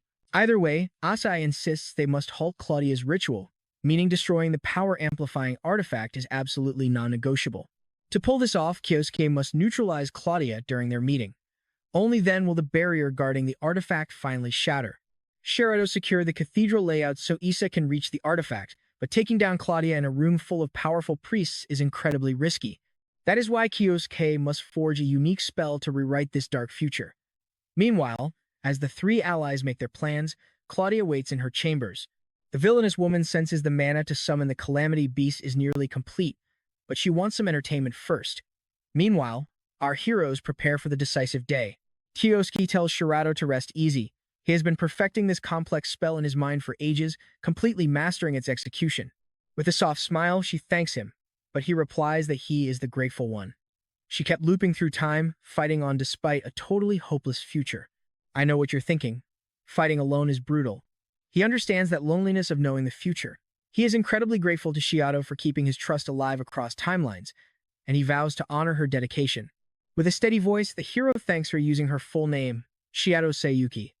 This small gesture makes her blush, sparking a flame of hope that leaves her deeply moved. Kyosuke asks if something is wrong. With teary eyes, the girl admits it just feels incredibly strange hearing him use her entire name like that. Reaching out, she requests that he simply calls her Sayuki from now on. With a warm smile, Kyosuke agrees and clasps her hand, promising they will rewrite the future together. Sayuki smiles back, filled with renewed determination. Suddenly, Aiza ruins the romantic moment. Sayuki tries to make excuses, but Isha cuts her off, announcing she has memorized the entire cathedral layout and guard patterns. Now they are fully prepared for the final clash. Kyosuke will distract Claudia, while Sayuki and Isha sneak in to destroy the power source. Stacking their hands in a heroic pledge, they vow to win. Soon, the day of the critical meeting with Claudia finally arrives. The guards let Asai pass. Walking in, he anxiously wonders how his allies are doing. By now, they should have reached their target floor. He did not expect Isha to possess long-range communication magic, which is extremely useful. Nearing the grand chamber, he places all his trust in them. Entering the room, he spots a long-haired man. It is Ajito, who was waiting to guide him, gesturing for our hero to move forward. With absolute focus, Kyos steps inside the inner sanctuary. Just as they planned, several high-ranking priests stand guard around the perimeter. Let's pause here, he cannot waste the chance Sayuki fought to create. Standing before the monster who caused all his agony, everything is on the line. Meanwhile, Claudia flashes a warm smile, locking her deep blue eyes onto him. A guard notices her sudden silence and asks if something is wrong, but she quickly dismisses it. Everything is going exactly as planned. His perception disguise makes him look like an entirely different person, and though Claudia can pierce this illusion, it will take time. In the future timelines, Sayuki observed this trick twice, and both times, it took Claudia exactly 5 minutes to unravel the disguise. His upcoming seal requires sustained eye contact to trigger. Therefore, Kyosuke just needs to activate this crucial technique before she realizes who is actually standing in front of her. Meanwhile, Sayuki prepares for her move. Peeking out, she realizes upper floor security is still tight, meaning they must eliminate the guards silently. She stays hidden as patrols pass. Soon, the shift change begins. The new sentry takes his post, looking completely relaxed, but that won't last long. Suddenly, a loud blast rocks the wall. An intruder bursts through, instantly neutralizing a soldier before the shocked partner can even react. Just past 1 o'clock in the afternoon, the perfect distraction window opens. With absolute focus, Sayuki lunges forward, attacking the confused guards. A radiant aura erupts from her body, reflecting her fierce resolve. Terrified, a sentry barks orders to alert Lady Claudia immediately, but as they scramble to obey, a shadow looms behind them. Isa strikes at the perfect moment, knocking them both cold before they can scream. Thanks to their flawless ambush, the girls neutralize every guard. Sayuki's hard-earned intel paid off big time. Now, they wait for Kyosuke to seal Claudia. Only then will the artifact's protective barrier collapse. Closing her eyes, Sayuki sends a telepathic signal to her partner. Kyosuke gets the signal just as a priest places a heavy ceremonial cross on his head. Looking up, he knows the entire operation rests on his shoulders now. The girls did their part perfectly, and he refuses to fail. From her intel, the meeting always opens with a speech from the 6th layer priest, but that's just a cover. Claudia's actual plan is to have the 7th layer priest, Sunnis Lester, secretly measure our protagonist's total mana capacity. This is no simple audience, but a trap to harvest raw magic from elite followers. If the boy failed their standards, they would execute him on the spot. Instead, Sunnis Lester is utterly speechless. Looking at the reading, he has never witnessed a follower possessing such an absurd level of raw power. The priest instantly messages Claudia, telling her they must secure this boy at all costs. Seeing this, our hero lets slip a sly grin. With that, phase 2 is successful. Suddenly, Claudia bursts into loud laughter, shocking the priests. She declares she finally understands her lingering feeling of unease. Approaching our protagonist, she announces that Kyoichiro is actually still alive. The surrounding priests are left completely baffled by this news. His disguise spell starts unraveling much faster than expected. Gripping his chin, she glares with a sinister smile, whispering that she can see him clearly now. She recognizes his exact spell from his insane mana. Honestly, she thought he died against Ingolf, and trust me, you and I are going to want to see what happens next. All right, you and I are about to watch this cold-hearted blonde try to end our hero right here. She knows something is off, but she is out of time. Sayuki is panicking, thinking Kyoichiro is totally cornered, but the boy is laser-focused. He knew this cautious snake would make her priests strike first, and right on cue, Claudia orders her puppets to wipe him out. One priest pulls out a syringe, revealing their sick plan. He injects the others with performance-boosting drugs made by Rei Luoxi, juicing them up for battle. Normally, a buffed-up squad would crush Kyoichiro, but he is not going down without a fight. Unleashing his energy, he fires sharp shards that hit every single priest, stunning Claudia. Everything is running exactly according to his master plan. Now his body is fully ready to unleash the ultimate strike. A massive purple aura floods the entire room, blasting the remaining priests. Claudia can only watch in absolute shock, desperately shielding her face from the raw pressure. His spell cuts off this space from the real world completely. No outside power can get in, trapping them like birds in a cage. Now, she is completely cornered. Claudia demands to know what he is planning with this barrier. Kyoichiro calmly reveals he is going to smash the mana-boosting artifact, stopping the calamity beasts from ever spawning. Since she is sealed, the shield protecting the artifact will shatter. Realizing the kid knows every single detail of her scheme, Claudia finally starts to panic. She snaps back, pointing out that Kyoichiro is trapped inside with her. How can he destroy it from in here? But as the words leave her mouth, her face drops. Smiling, Kyoichiro is like, glad you finally caught on. She clenches her fists in pure rage. Now pay attention. She asks if he has an accomplice. It makes perfect sense now. He knows about the device because his partner is destroying it right now. With no secrets left, our hero declares his goal is stopping the calamity beasts. Kyoichiro yells that she will stay trapped until that device is reduced to dust. Claudia immediately thinks of her quiet assistant, who always kept a close eye on her. The girl has been missing for days, and Claudia did everything she could to make sure either Ingolf or Kyoichiro died during that whole setup. Both surviving was impossible unless someone broke her hypnosis. It all clicks now. Sayuki is the one working behind her back as Kyoichiro's partner. Claudia sighs, disappointed because she actually had big plans for the boy. Fully awakened, his time powers would have made him the perfect puppet. Now, he is just garbage. Channeling magic into her hand, she summons a glowing golden sword. She sneers that she will slice him to pieces and use this weapon to break free of his seal.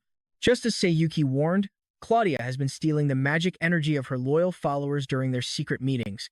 Now, she wants to drain Kyoichiro dry to power her escape. She's going all out to kill him, but his only job is to keep her locked down. As her blades rain down on him, he effortlessly dodges every single strike with laser focus. Sayuki warned him that killing Claudia won't stop the beasts from spawning anyway. He quickly slips behind her. He cannot let her die. He just needs to stall her crazy attacks while Sayuki and Isha smash the device to pieces. Moving like a dancer, he perfectly reads her motions and slips past her blades. Taunting her, our hero claims her attacks are way too slow to hit him. Out of nowhere, a magical crossbow materializes. Eyes burning with absolute rage, she begins rapidly firing a storm of arrows at him. You feel that tension too, right? One arrow almost grazes his neck, but he dodges, noticing they are coated in the same hypnosis spell used on Ingolf. Cackling like a maniac, she screams that a single scratch means game over. Hypnosis arrows are extremely dangerous, but our boy keeps dodging without missing a single beat. If she wants to hit him, she will have to try way harder. Suddenly, she pauses, smirking as she mentions she has other useful servants besides Sayuki. She left someone else in charge of protecting the artifact. Cut to the girls, where Isha points ahead, shouting that she has finally found the target. Right there is the giant pulley system amplifying the mana. Sayuki knows they have to destroy it immediately, but suddenly, a figure blocks their path to the artifact. Anyone stepping inside must die by order of Lady Claudia. Meet Agito Norman, the guardian of the artifact, and he is not letting anyone touch it. Glaring at them, he demands to know why Claudia's assistant is betraying her mistress. Sayuki snaps back that she owes him nothing. From her memories of the future, she knows he is Claudia's actual right-hand man. If the girls want to smash the machine, they are going to have to go through him first. Agito acts disappointed by her betrayal, but then claims it is a good chance to prove who is Claudia's ultimate servant. Smiling, Sayuki tells him she does not care about his nonsense. He ignores her, explaining his deep devotion. His parents abused him terribly as a child, and Claudia was the saint who saved him. To him, she is a pure goddess. Isha tries telling him that the woman was just collecting gifted kids, not saving them. But Norman barks back that Claudia was his light, teaching him that only power matters. Ever since his rescue, Agito swore total loyalty. But Claudia started keeping Sayuki closer to her just because the girl had a rare time-based ability, making him incredibly jealous. To him, Sayuki was always just an obstacle. Getting to kill her now feels like divine destiny. Hearing this twisted logic, Isha looks on in disbelief. Isha points out that Claudia literally wants to destroy the world with calamity beasts. Shockingly, Agito asks what is wrong with that, calling her madness the path to salvation. Sayuki tells Isha to stop wasting her breath on a brainwashed fanatic. Glaring at him, she declares they will run right over Norman to destroy the device. Agito Norman is no ordinary priest. His low rank at the academy was just a cover. In reality, he is Claudia's deadliest right-hand executive. She trusted him with this defense because he is an absolute monster in combat. In fact, in her previous timelines, Sayuki was murdered by this exact same guy. To Agito, Claudia is a divine goddess, and he is her chosen weapon. He will slaughter the girls to complete his mission. Both of them brace for impact. Isha hates Claudia with a burning passion and refuses to lose to a brainwashed fanatic. Norman gasps, realizing Isha survived the village massacre 10 years ago. Glaring with pure hatred, she tells him she does not want his pity. But Agito laughs, saying he does not feel sorry for her at all. In fact, she should feel lucky. Hearing his twisted, cold words, both girls are frozen in shock. The crazy priest claims that whatever their goddess wills is always correct. If Claudia wiped out her town, it was divine guidance. And witnessing that up close, pure luck. You and I both know this guy is absolutely insane. All right, you and I are jumping right into a brutal confrontation. Aiza, voice dripping with pure hatred, tells the man to shut up. She pulls her dagger, tears welling as she vows to never forgive him. Drawing his own blade, Agito snaps back that it is all about perspective. He claims he was merely preaching the sacred teachings, echoing Claudia's own words that this world desperately needs to be purified. The priest aims his weapon directly at Sayuki, but she is not backing down. She tells him his fanatic devotion has blinded him completely, declaring there is no way she and Issa lose this fight. Agito smugly dares them to try. A dark purple aura suddenly flares around him as he mocks their chances, claiming it is impossible. Then, in a split second, Norman vanishes from their sight. It is exactly as Sayuki feared.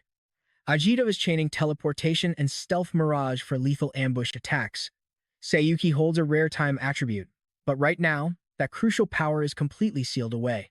Without her magic, blocking this strike seems impossible. Agito lunges at full speed, targeting her directly. Asa spots the threat, her eyes widening in panic. But right as his blade cuts through the air, Sayuki cleanly dodges, leaving Norman absolutely stunned. She just avoided a deadly strike from a total blind spot. Agito has never shown her his stealth mirage before, leaving him desperate to know how she could have possibly seen it coming. Then, a strange glow behind her catches his eye. A brilliant golden aura. This can only mean one thing: time magic. Somehow, she has unlocked this legendary power, an attribute a supposed sinner should never possess. But our heroine proves her absolute mastery of the technique, effortlessly dodging every single strike he throws. Sayuki did not just inherit the ability to rewind time from Kyoero. She also gained minuscule vision, a technique letting her read 1 second into the future. She cannot see as far ahead as Kyoichiro yet, but even so. This magic is incredibly broken in a tight spot. Isha tells Sayuki to keep their telepathic link open so they can coordinate their moves. Sayuki nods, her sharp eyes locked onto their target. Ajay remembers hearing that Misato Kyoero used time magic to read enemy skills. He realizes there is a strong chance Sayuki has those same powers. Suddenly, Sayuki shouts a warning to her partner. An attack is coming from the left. Thanks to that tip, Isha slips past the sword strike with ease. Norman realizes Sayuki is actively predicting his steps, meaning the two girls must be sharing information. Now, watch closely here. They might not match him in raw strength, but by perfectly syncing their moves, they can theoretically dodge every single strike he throws. Sayuki initially feared splitting up their group from Kyoichiro's, But she soon realized some things can only be accomplished if they take the lead. Locking her eyes on the enemy, our heroine is completely focused. She warns her partner that Agito is gearing up to back away. Unleashing her wind magic, Isha is not about to let their target escape. Shocked, the priest realizes Suki can even predict which way he will retreat. He raises his sword to block the incoming gale, but the wind hits like a massive storm, triggering a violent explosion right on top of him. The shattered remains of his blade clatter to the dirt. In this moment, Agito finally understands why Claudia was so obsessed with keeping this girl close. Flashing a glowing ring, he sneers that their petty teamwork is ultimately useless. Sayuki glares at him, recognizing that the ring unlocks a user's hidden potential. Norman is clearly desperate to prove himself to his goddess and stand by her side. The priest's flesh begins to twist and warp. The girls watch in horror as this dark mutation reshapes him into a hideous monster. Agito screams that his goddess will look only at him. His hands morph into razor-sharp talons as he thrashes around, shattering the nearby walls and hurling heavy stone debris directly at the girls. Agito is drunk on the massive surge of strength Claudia promised him. The beast roars that he will crush the fools who dare defy her divine will. Sayuki asks her partner if she is ready, because the real battle starts now. That cursed ring has twisted Agito into a freak, setting the stage for a brutal clash. The beast yells that his master is on the verge of creating a new world, and he wants to witness that paradise himself. Anyone standing in her path will be obliterated. That is his sacred mission, especially Shirato, who dared to betray his master despite once being part of her inner circle. Vegito vows to personally execute the traitor. The beast lunges forward at terrifying speed, the sheer force of his movement generating a massive, earth-shaking shockwave. A direct hit from that will end them instantly. Isa struggles to steady herself and find an opening. Since the beast is now massive, his target area is also much bigger. She goes all out, charging forward while weaving a powerful spell, but Agito raises his massive arm to block, absorbing the entire impact of her attack with ease. Stunned, Asa realizes the monster stopped her magic with raw, bare-handed strength. Watching from the side, Sayuki cannot hide her shock either. Suddenly, one of the massive stone pillars nearby starts to crumble. Sayuki gasps as the massive structure falls right toward her. Agito ripped it out to use as a makeshift club, and with a swift swing, the beast lands a direct hit on both girls. He casually rests the colossal pillar on the ground as if it weighs absolutely nothing. Norman swells with arrogant pride, relishing the absurd physical strength and steel-like defense Claudia has gifted to him. Even if his opponent can manipulate time, she stands zero chance against someone blessed by a literal goddess.